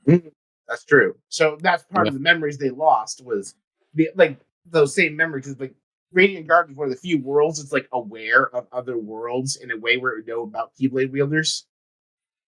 This is like, okay, because Radiant Garden is one of those worlds that's very similar to Traverse Town, where like when people's worlds get destroyed, that's kind of one of the places that they end up. Yeah, that people with strong hearts don't die; they get flung into somewhere else, which I wonder if we'll get to see more of those in the future, because if we've established that there are 2 is a very strange number. 1 is fine, 1 makes sense, 2 doesn't. So there has to be more, right? for sure. You know what I just thought of? What? Just like when we were talking about, you know, people from other worlds recognizing the Keyblades. In KH1, King Triton is like, "You're a Keyblade wielder. Get that fucking thing out of here. What? Go away." Yeah. I hate that fucking key. Yeah, he is. He's a demigod. He's really adamant about the, like, you know that you are not supposed to be here. You are not supposed to be interfering in unlinked worlds. Like, King Triton knows the lore of Kingdom Hearts. He's like, "You're not supposed to meddle." And he's really fucking upset about it. Wow. Yeah, and it's important to remember King Triton is so canonically in the Little Mermaid world, Triton is Triton from Greek mythology, the son of Poseidon. So like he's like god level, and Hades is also god level and knows about other worlds. Yeah. Yeah. So I think like once you get to be a certain stepping stone on the celestial hierarchy, it's like, oh yeah, this is just common knowledge. Yeah. Bruh. Interesting. Or, they've been around long enough because worlds get linked and unlinked all the time, and so they've probably just been around long enough to have seen this happen before and have therefore interacted with people who know the rules and Yeah. it's literally just an experience thing, I feel like. Well, I would have thought that too if there wasn't an entire plot point about an entire world of people forgetting shit. Like, well, but yeah, that makes sense too. It's just like at some point, like I think like that you're right, the experience thing. Like, well, Triton's really fucking old because he's immortal. Yeah. And to your point, none of the worlds that had forgetting problems contain gods. Yo. So I don't think that's by design. I mean, don't think that that's a link. Disney only has so but- many characters with worlds with actual deities. Right, and they had to make new worlds because Disney wasn't gonna say like, oh yeah, when worlds get consumed by darkness, they get, I don't know, throw them into cars. They're not gonna do that. So they had to make new places, and therefore they didn't have, all of the deities that they had already established. True. Oh, fuck. You're Sorry. good. That hurt. So that is the 7 people who have shared physical real estate with Sora's heart. Yeah. Which begs the bigger question of why are hearts so transient in Kingdom Hearts? Because there are other people who do this. You have Riku and Terra both share heart space with Xehanort. Is Xehanort's heart like just a hard foil of Sora's where he can share heart space with people? Yo, Yeah. yeah. Xehanort and Sora are the way that their hearts work is very like, if you've seen My Hero Academia, it's very all for one versus one for all, whereas like one contains multitudes and one gives multitudes. That's so true. Oh shit. Yeah. I would say I came to that same realization earlier during this conversation where it's like, wait a minute, no. Xehanort is just opposite Sora. Man, that's so good. Yeah, I love this series. I love this game series. God dang. Right? Like, Kingdom Hearts is so good. Kingdom Hearts is so good. It is like, in a lot of levels, it is very good. It's like I think a lot of things like the complexity of the plot and how much it like needs to be explained by people who are like in the know. It's kind of become a guilty pleasure for me because it's like, oh hey, I can't turn my brain off to play this game as much as I can other games because it's asking me to think too much and not in the way and like I associate with good thinking. Right. I mean, here's how I kind of feel about Kingdom Hearts and its complexity, is that if you play all of Kingdom Hearts, like all at once, if you just sit down and you like binge the series, it all makes sense. And you do not need to think too hard about all of the intricacies to see it. It's just that there are a lot of moving pieces, and if you stop to go do something else, you're going to forget one or two of them, and then when you come back, things won't link up properly. But Kingdom Hearts is like baby's first complicated plotline. It's very Because it's serialized in that like It is actually it's actually not that complicated. Like it's a lot of pieces, but they all fit together very nicely and cleanly, and it makes sense when you experience it all at once. So you're saying the way they fit together is simple and clean. Yes, exactly. Me feel fine. The way you make me fit. Whereas you compare it to other things that are known for having complicated plot lines, like Metal Gear Solid or Homestuck, and they're just fucking said the word. I'm sorry, everybody. Oh no, not Homestuck. All things come back to stairs, bro. Everything comes. That are absolute nonsense. Even if you do consume everything all at once, there are still so many disparate parts that either don't make sense completely until you think about things in a very like Sierra Moon logic type way, or have to go listen to everybody else's headcanons and dissertations, or you have to listen to outside media to find out canon things, or like Kingdom Hearts in the scale of like on the scale of like complexity, Kingdom Hearts is sitting around like a 7. Yeah, I would say that's fair. I would have said maybe an 8, but 7's pretty fair. Everybody is like, oh, Kingdom Hearts is like the most complicated. No, it's fucking not. There are whole echelons above it. But it isn't simple. You know what I think is the reason people think it's that complex? It is hard to go beyond surface level elevator pitching Kingdom Hearts to somebody. It's like, because it's like, oh, well, it's the one where you like do Disney and Final Fantasy together. That's the elevator pitch. But if you peel back even one layer, the complexity piles up very quickly trying to explain it. Because it's not like there's no way to, other than playing the game yourself, there's no way to gradually experience that layer peeling. Yeah, you need it all at once. Like if you go to like Kingdom Hearts 1 to Kingdom Hearts 2 without experience, Chain of Memories, or Days, there is so much that you're missing, and the world is gonna feel so much more complicated than it actually is, because you're missing all of these tiny gears that make the watch work. You know? Yeah. I should say Kingdom Hearts 2 did a good job just because they had the plot device of, well, no one remembers that game. So it's like, okay, well, I'm as confused as Sora is. Like, I thought that, at least in Kingdom Hearts 2, that worked. It was very good because the player again became very like in touch with Sora, of like they both don't know what happened during the 2 games that were in between. Like that's cool. And yeah, it was very it connected Sora and the player in a very cool way that I think was very nice narratively.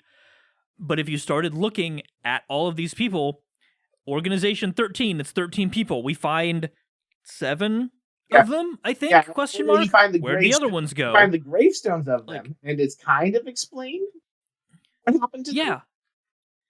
Also, Kingdom Hearts 2, 2.5 / Final Mix did give additional stuff on the Missing Members Organization 13. You got to kind of, like, there's data battles and stuff, so, like, they did give you that little bit that was missing.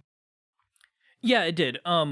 Kingdom Hearts Final Mix and Kingdom Hearts 2 Final Mix, that became part of the 1.5 and 2.5 collections. They did add a bunch of other stuff to more concretely connect things, because Kingdom Hearts was not created to be this really big thing. That's why Kingdom Hearts 1 is a good, concise story on its own.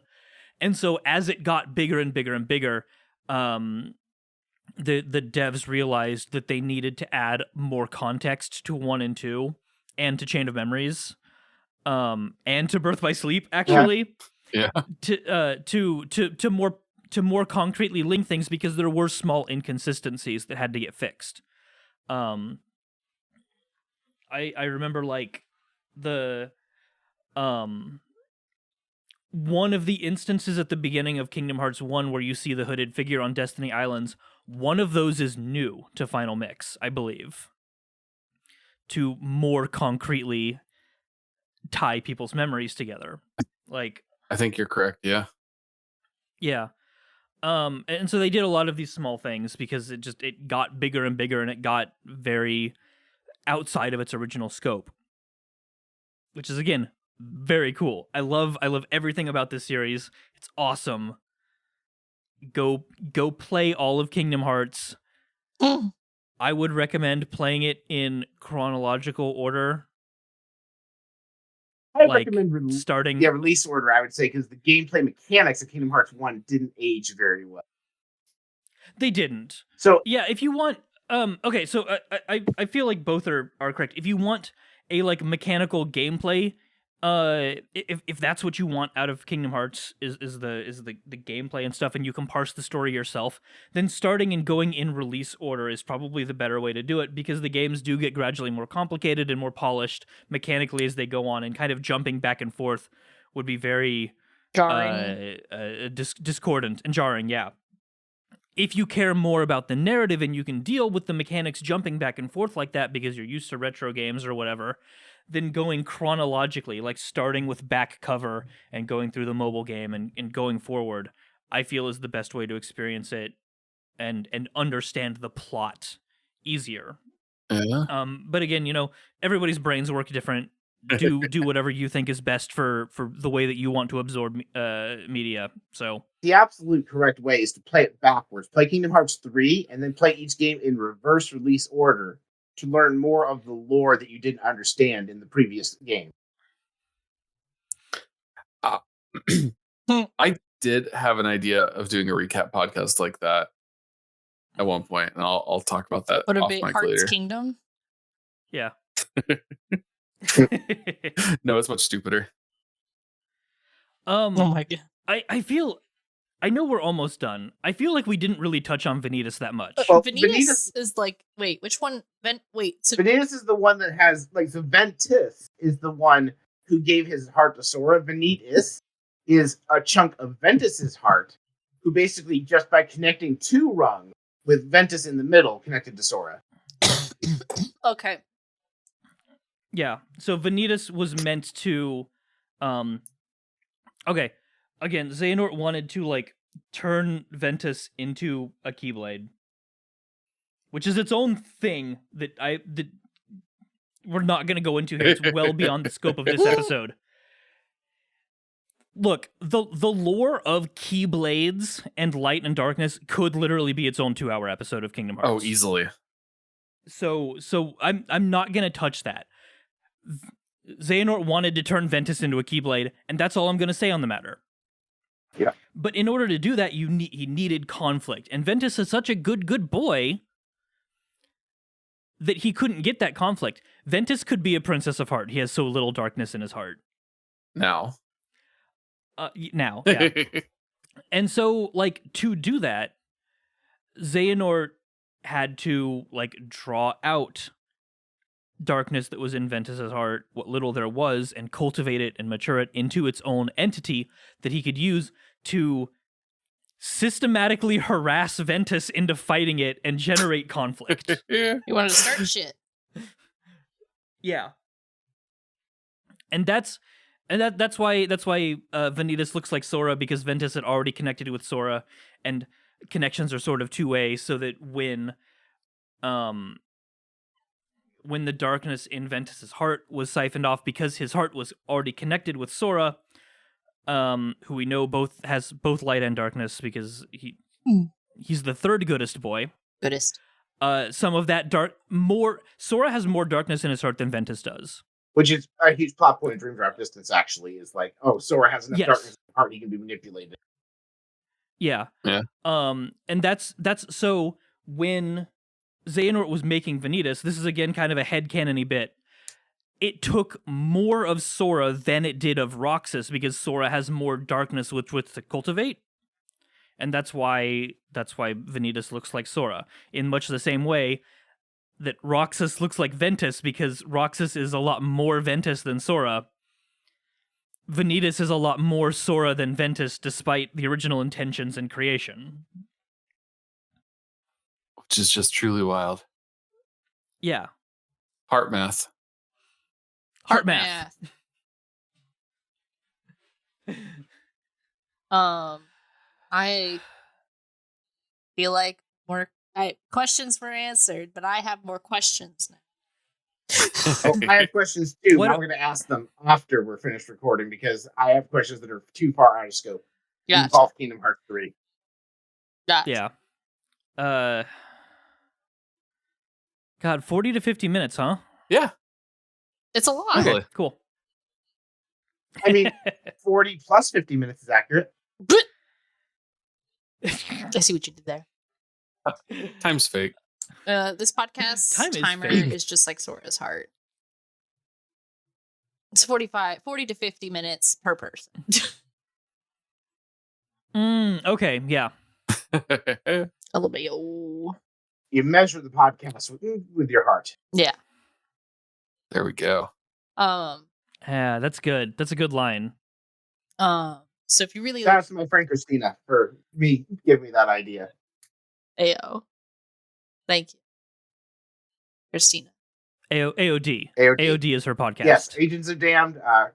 Christina, she's a player on there, and the joke is she measures alcohol with her heart. Yeah? I like it. That's how I do Yeah. seasoning on my food. I just kind of do what my heart same. says. Usually it's fine. Kind of salt bay shit, you know? Yeah. What are some questions that you have? Like, let's try and get them out of the way before the next Kingdom Hearts podcast gets it. Me? Yeah, you have questions. Yeah, the three of us might You have said you had answers. several questions. Well, some of them feel kind of stupid. Because I will clarify, I don't think I've ever actually finished a single Kingdom Hearts game in my life. That's fine. So, what is Kingdom Hearts? That's a great boy. question. So, So Oh, Jesus it's given a fucking different Christ. answer. No, no. Single There is a game. there is a good one sentence answer to this. Kingdom Hearts is It's like, literally a line spoken by Sora. I know that Kingdom Hearts is light. Okay. End of explanation. yes. Bring us back, and we can talk in detail about how complicated the identity of Kingdom Hearts as an entity is. God. Fuck. That's also a podcast episode. honestly, Is just the idea and mythology behind the place known as Kingdom Hearts. All right. Let's see what else. What other questions do I? Yeah. Real answer is I don't think we actually know. Yeah, We know a lot of mythology about Kingdom Hearts, but I do not believe, unless it happens in 3 that I haven't No, played, nope. I do not believe we actually physically know anything about Kingdom Hearts as like a solidified fact. I That think is it's correct. it's supposed to be like a mythological place where there's lots of legend lore about it.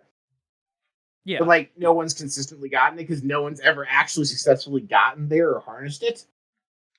Yeah.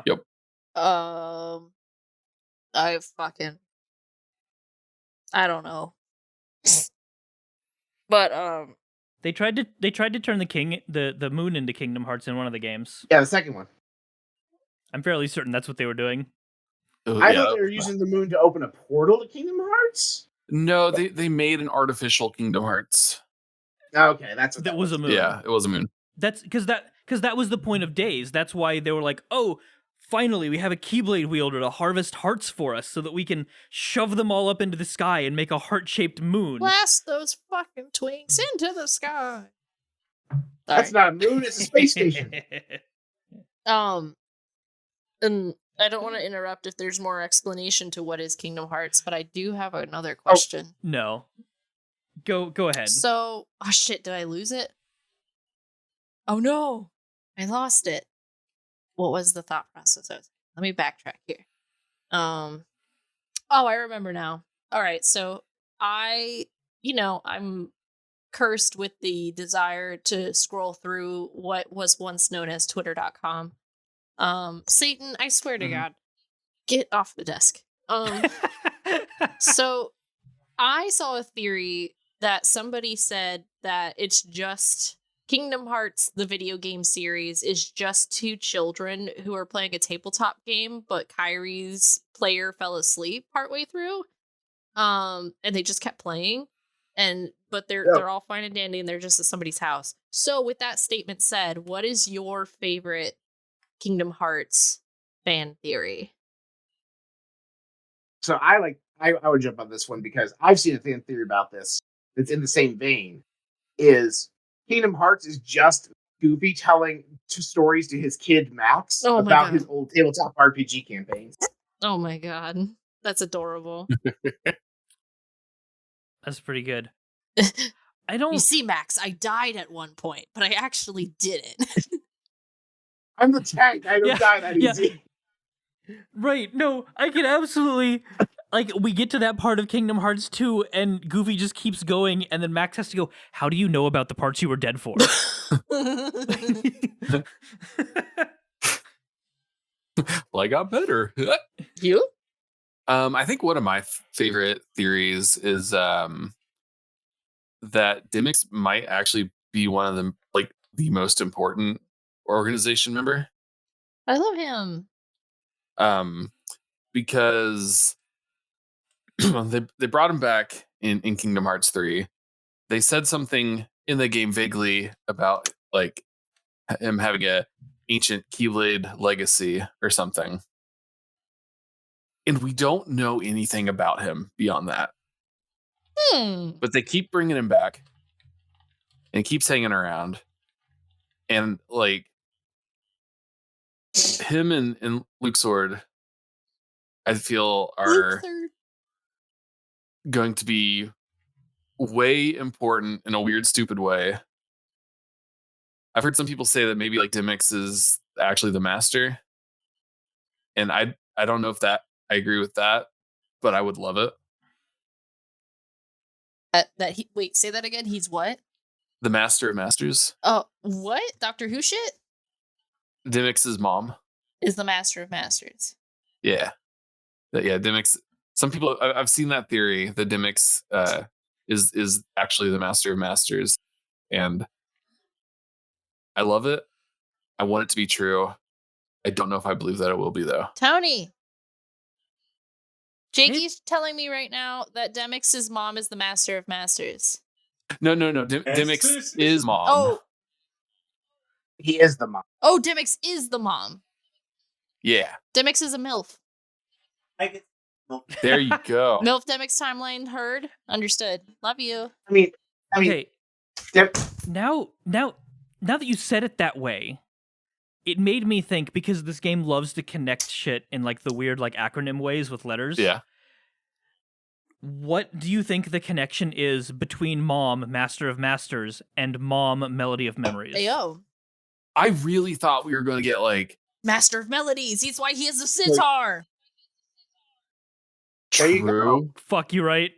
I really thought, like, when they first announced that name, that was like my first thought, right? Was that, oh, they're going to drop some master lore in this game. But they didn't. That you know of. That maybe. They didn't explicitly drop some master lore in that game, so. Yeah. It turns out in the third level during this like very tiny area, if you're paying very close attention in Kingdom Hearts 4, they're going to reference it as, yeah. Oh, that'd be fantastic. Tensei, did we get your theory? What? Oh, I mean, I guess I don't really have one, to be honest. You think they're all bad? No. I don't know that many. The way that I engage with media is just in general is I engage with the media itself and not necessarily with the fandom, because fandoms are very toxic. Yeah, they can be. Yeah. I try to avoid them as much as possible. So like I love Kingdom Hearts. I really do. And because of that, you know, what I mean by that is like I've played all of the games and I understand Kingdom Hearts. And that's about as far as I go. I have not like this is the most I've talked to anybody in like a fan sense about it. I don't like talk to people about fan theories. I don't get into like into the fandom spaces and discuss stuff. I'll follow people who do cool Kingdom Hearts art, and like that's about the extent of it. So I don't know a lot of fan theories about really anything that I follow. Just because I'm not in it. If I had to pick a favorite headcanon theory, it's the one that we've been talking about today that kind of unifies the logic of how hearts and keyblades work. Okay. Because a sizable chunk, I don't know, 20% of the things we've said today that relate to hearts and the way that keyblades are passed on is headcanon, because it's just not explained in the games, but it's the only thing that makes sense. True. So, I don't know, this episode is my favorite fan theory. Hell yeah. That's what I'm talking about. Oh, man. Let's see. Shit. Let's see. Can I flip the tables on you? Are you interested in unless there's anything else, would you be interested in ending out the episode and asking me Kingdom Hearts questions and I give you my canon answer? Sure. I don't have one. I was going to save this for after the recording because I wanted to see Tensei try and answer this, but Kingdom Hearts 3, why can Sora summon theme park rides? That's because he signed a very wonderful contract with King Mickey, and in that contract states that the rides can be removed officially from the park for short periods of time in order to kill droves of Heartless. I like it.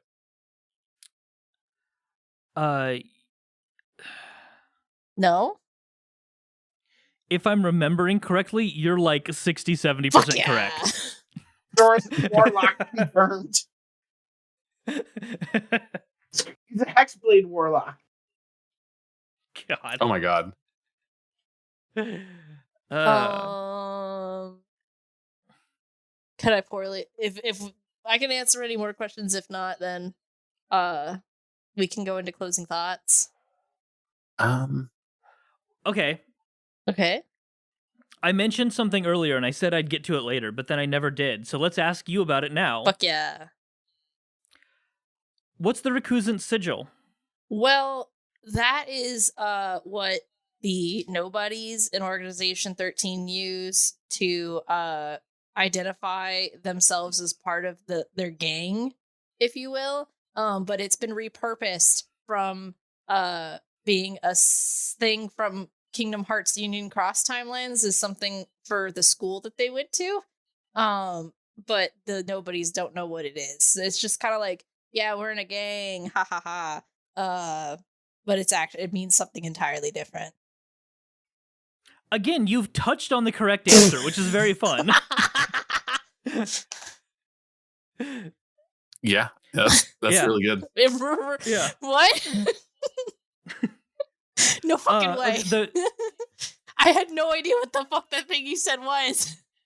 The recusant sigil is the X in all of the nobodies' names. No way for real. Yeah. Yeah. Okay. So, okay. You remember how I said that nothing in Kingdom Hearts is a gaming abstrata there for the player, that it's all real? Okay.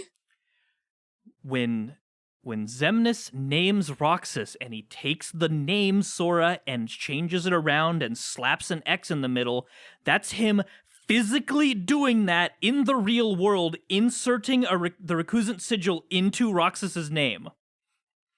Hey, yo. That X is a tracking device. No way. It is Xemnas always knows the locations and actions of everybody with the recusant sigil on him, which is how Sora can be corrupted in Dream Drop Distance, because they put a recusant sigil on his dreaming outfit. If you look at his outfit, it has the big ass fucking X on it. And that's how they can corrupt him, because they knew his every location and action and could interfere in real time. Tony, let me see your tattoo. So Shit, it occurs they to know me, where you are at all times. Babe, you've got the sigil. Yeah.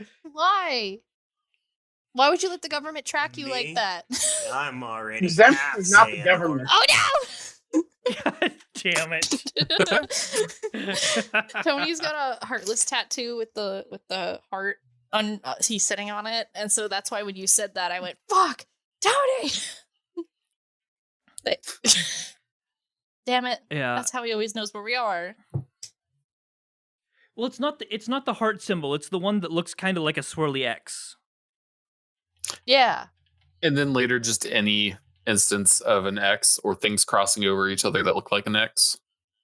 Yeah. Fuck. Hold on. I'm a post a picture of it because I haven't done that enough in Parts in of the our Caribbean skull chat. and crossbones is a recusant sigil confirmed. Yeah. Yeah. It's that symbol. Yep, we're screwed. And Sora has those two straps right there on the picture that I posted on his shirt that cross over each other. That's the recusant sigil. So the letter X, like, Yep. Xemnas just appropriated the letter X. Yes. He has turned the letter X into government surveillance. So what you're saying Funny is how the world works. he's going to give you X. So you're telling me the government? Wait. I was trying to make a Twitter has become X and is like collecting everybody's data. That's kind of where I was going with that joke. I was just referencing the late great rapper who gave us X. Going to give it to you. Yeah. Bruh. I'm looking around my room now. I'm like, the only thing I can see that has an X is my Nintendo Switch. Well, here's the thing. Tensei just put the X in the chat, so now your guys' thing is on Simnus's radar. But the podcast has an X in it. The hyperfixation.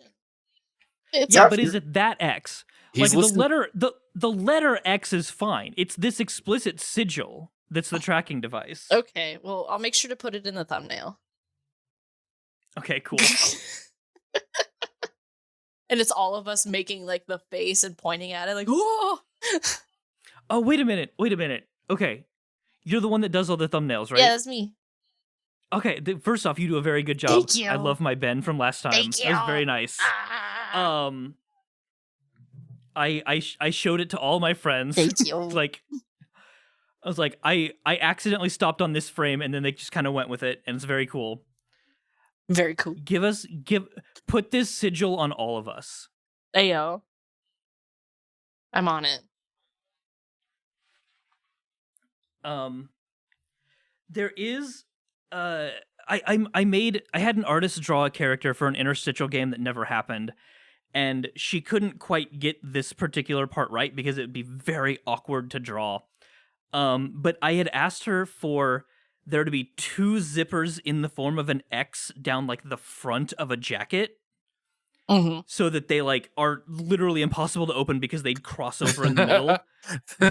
Yeah. Can I have that? Can that be on me? Yeah. I don't see Is why this not. impossible fucking X zipper? Yeah. It's an aesthetic zipper.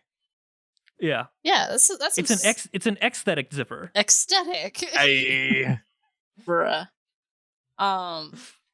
Well, we can get more into the thumbnail art after the episode.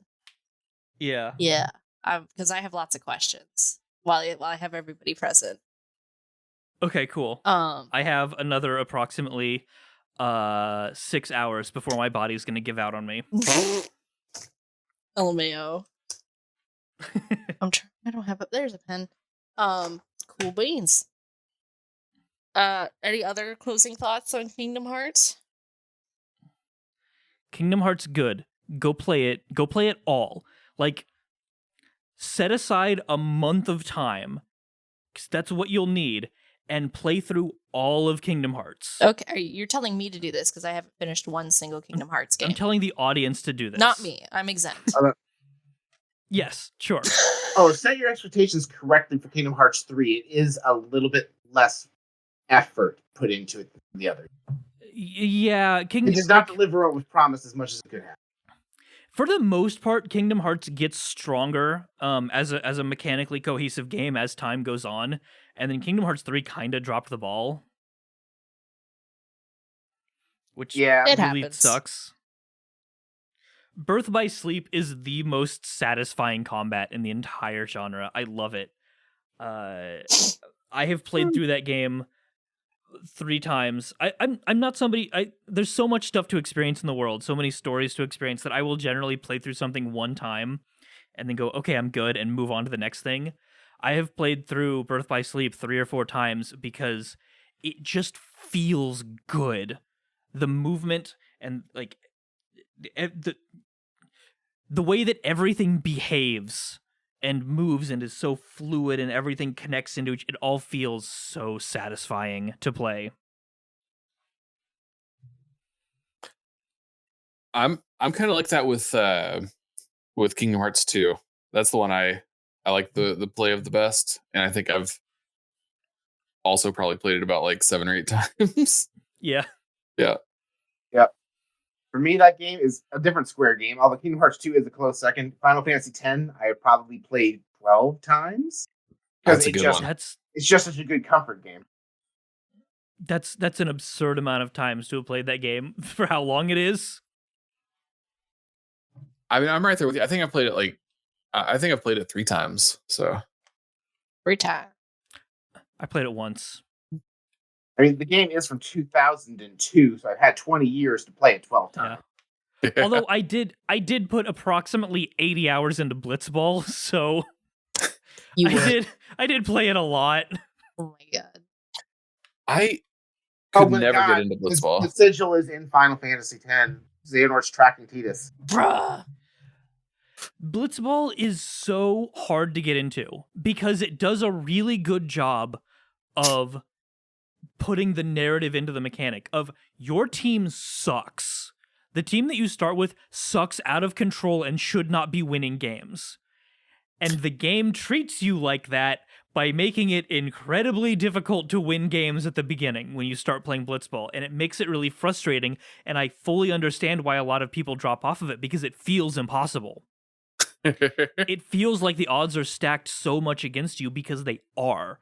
The way that you are supposed to play Blitzball is you lose a couple tournaments, and then you go out into the world, and while you're playing through Final Fantasy X, you find other Blitzball players, and you play Blitzball games until their contract runs out, and then you go hire them for your team.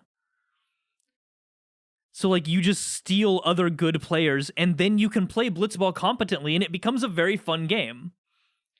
But you have to get rid of all of Waka's friends. You have to take Waka off the team. It's actually weird because actually Kiba is actually got the highest shoot score of the game by the highest levels. The goalie gets to 99 shot without modifiers. Look, I just stole the entire Albed Sykes team and made them play for me.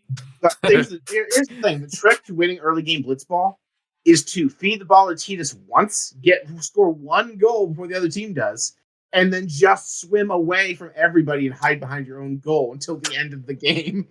I think this tells I won the one time that I won. It also helps if you can actually get the eject shot. Yes. Oh, I bet. There's that little mini game. I don't know why. I played through that section of the game so many times trying to get that right. I have never done it. And I've also watched so many people do it first try with no experience. And I don't know what's wrong with me. Don't know why my fingers are stupid. And can't do a goddamn quick time event. To be fair, at least the first time I encountered, I didn't realize that's what it was. Because the way he explained to me in the tutorial didn't speak to me as this is what I'm doing. I thought I was just entering in a pattern. I didn't realize it was, the text appears in a specific spot. You have to hit that direction and X. Because it was basically the first time I experienced a quick time event. It does a very bad job of explaining what quick time events are. If you haven't played a game with quick time events in it before, as you will not. 2002. Yeah, as you probably haven't when the game came out. That game does such a bad idea of explaining it that it's very easy to fail your first time.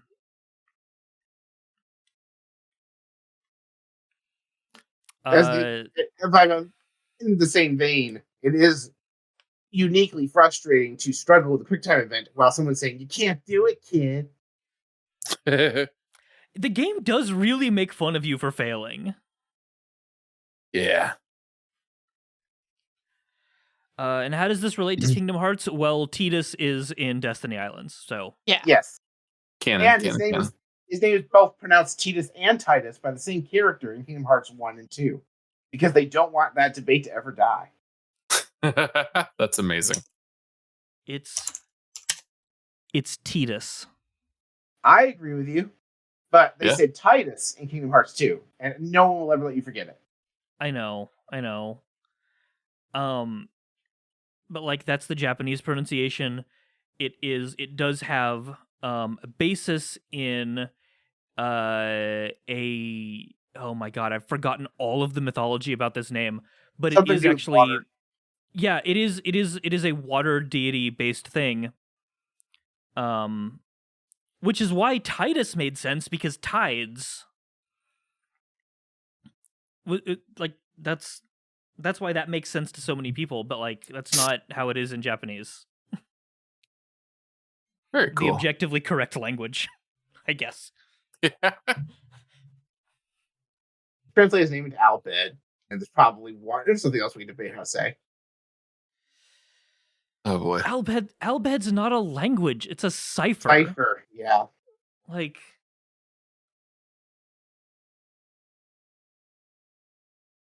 Anyway, should we stop recording and then start again so we can do a Final Fantasy X episode? My kid would be pissed. I feel like I figured out who I missed. Sorry, I was writing down notes. I mean, we could let's get this closed out. I have questions for y'all in regards to the thumbnail. Okay. All right. Yeah. Let's go in reverse order of introductions of how we can find you on the internet. Tensei, how can we find you on the internet.com? How can you find me? Yeah. Like you exclusively? You know what? Actually, fuck everyone else. How can I find you on the internet? Well, I'm right here. Hi. Oh. Hello. My name is Tensei. No, you can find me again. I'm not on a lot of social media. You can find me on Discord and Blue Sky at Tensei Dragon, TENSEIDRAGON. You can find me behind the scenes of almost every production on the Bard Rock network of shows. I'm currently working on a Nintendo Direct style presentation because we've just become a network and we've got a whole bunch of shows aligned with us now, and it's very cool. Oh, that's sick. I love to hear it. Yeah. Yeah, I'm on a couple of the shows, but I'm behind the scenes on most everything. So come hang out in the Bard Rock Discord, and I'll talk to you. Sounds like a plan. Hell yeah.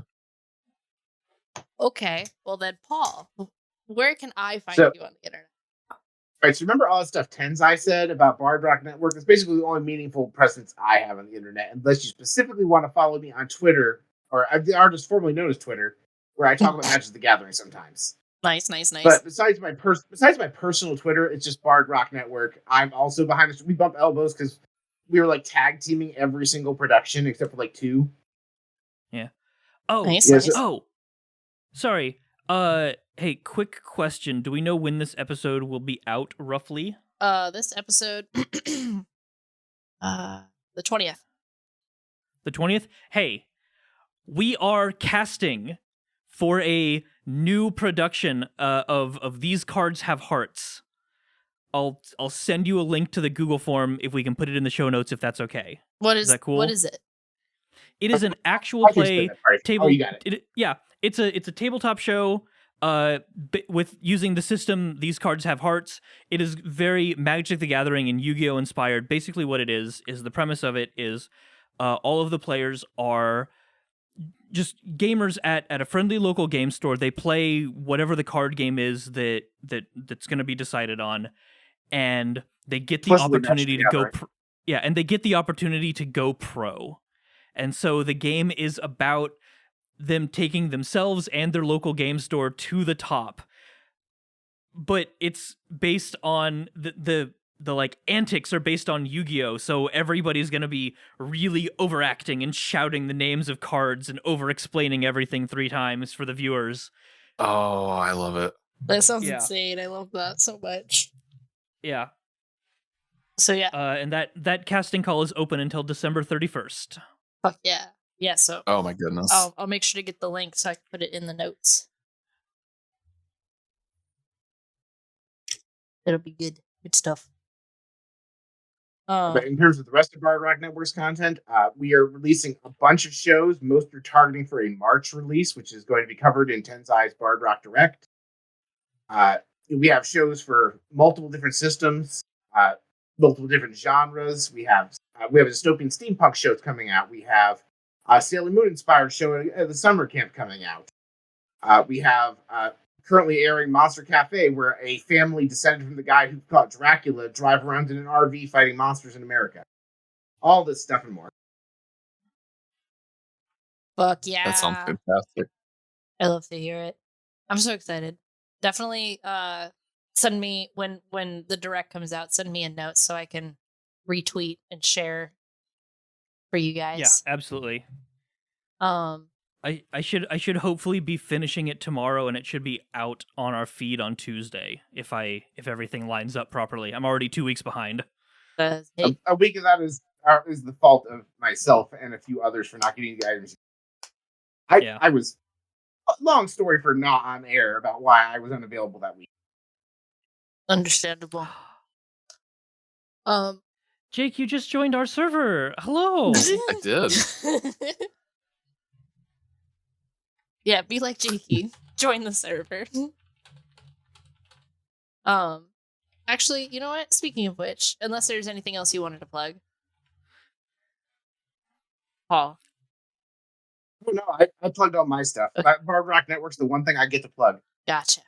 Well then, Jakey, I know where to find you on the internet, but tell me again. I want to hear it. You can find me on Twitter and Blue Sky and pretty much just those, and Discord at Mr. Jakey Poo. As far as stuff to plug, mostly just this. I do have some ideas cooking that might come out soon, but for now, yeah. I love it. I love it. And Roma, where can we find you? Oh, I'm so glad you asked. You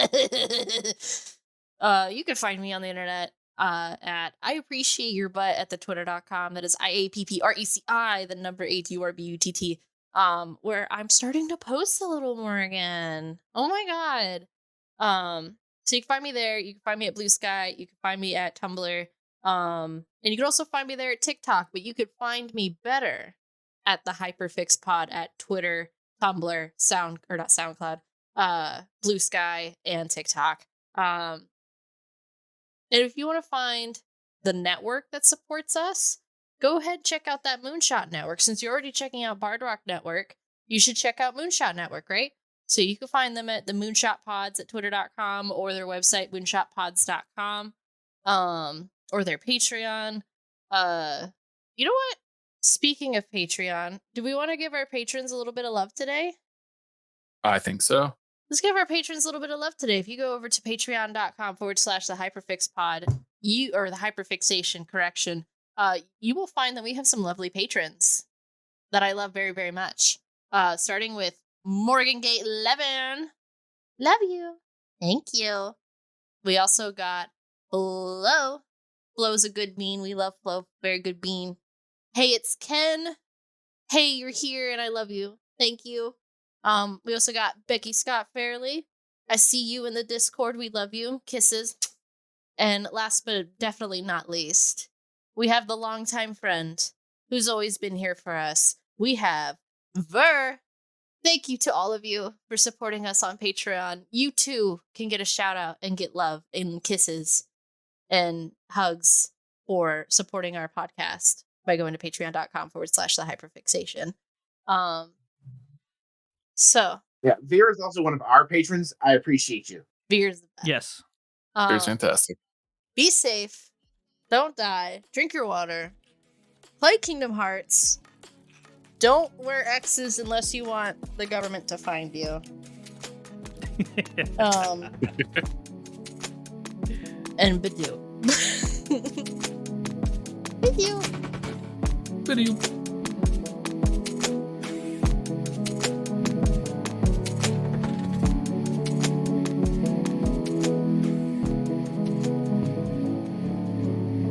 I mean, it's a good bit, but what does it have to do with Kingdom Hearts? I'm sure there's a connection. There probably is. Nothing in Kingdom Hearts is like a gaming abstrata, so... Got Roxas 15 milligrams. We got Xion 10 milligrams. Oh, actually, 100% of your daily value. Oh, we're actually just having ice cream. Actually. Carbonated Ansem, high fructose Donald, caramel colored Goofy, phosphoric Axel. I don't think you should be drinking this. And I'm reading the Pepsi nutrition facts. 450 grams of friendship. And phosphoric acid was in it? Yeah. I mean, Pepsi's literally just acid. Like it can, like Pepsi. I know Pepsi is acidic. We're here to help. Like, I know it that. can melt a car battery, bruh. I know that. I know like Pepsi melts rust. That's like a very common thing. Bottled under the Phosphoric authority. acid is a different thing. Like,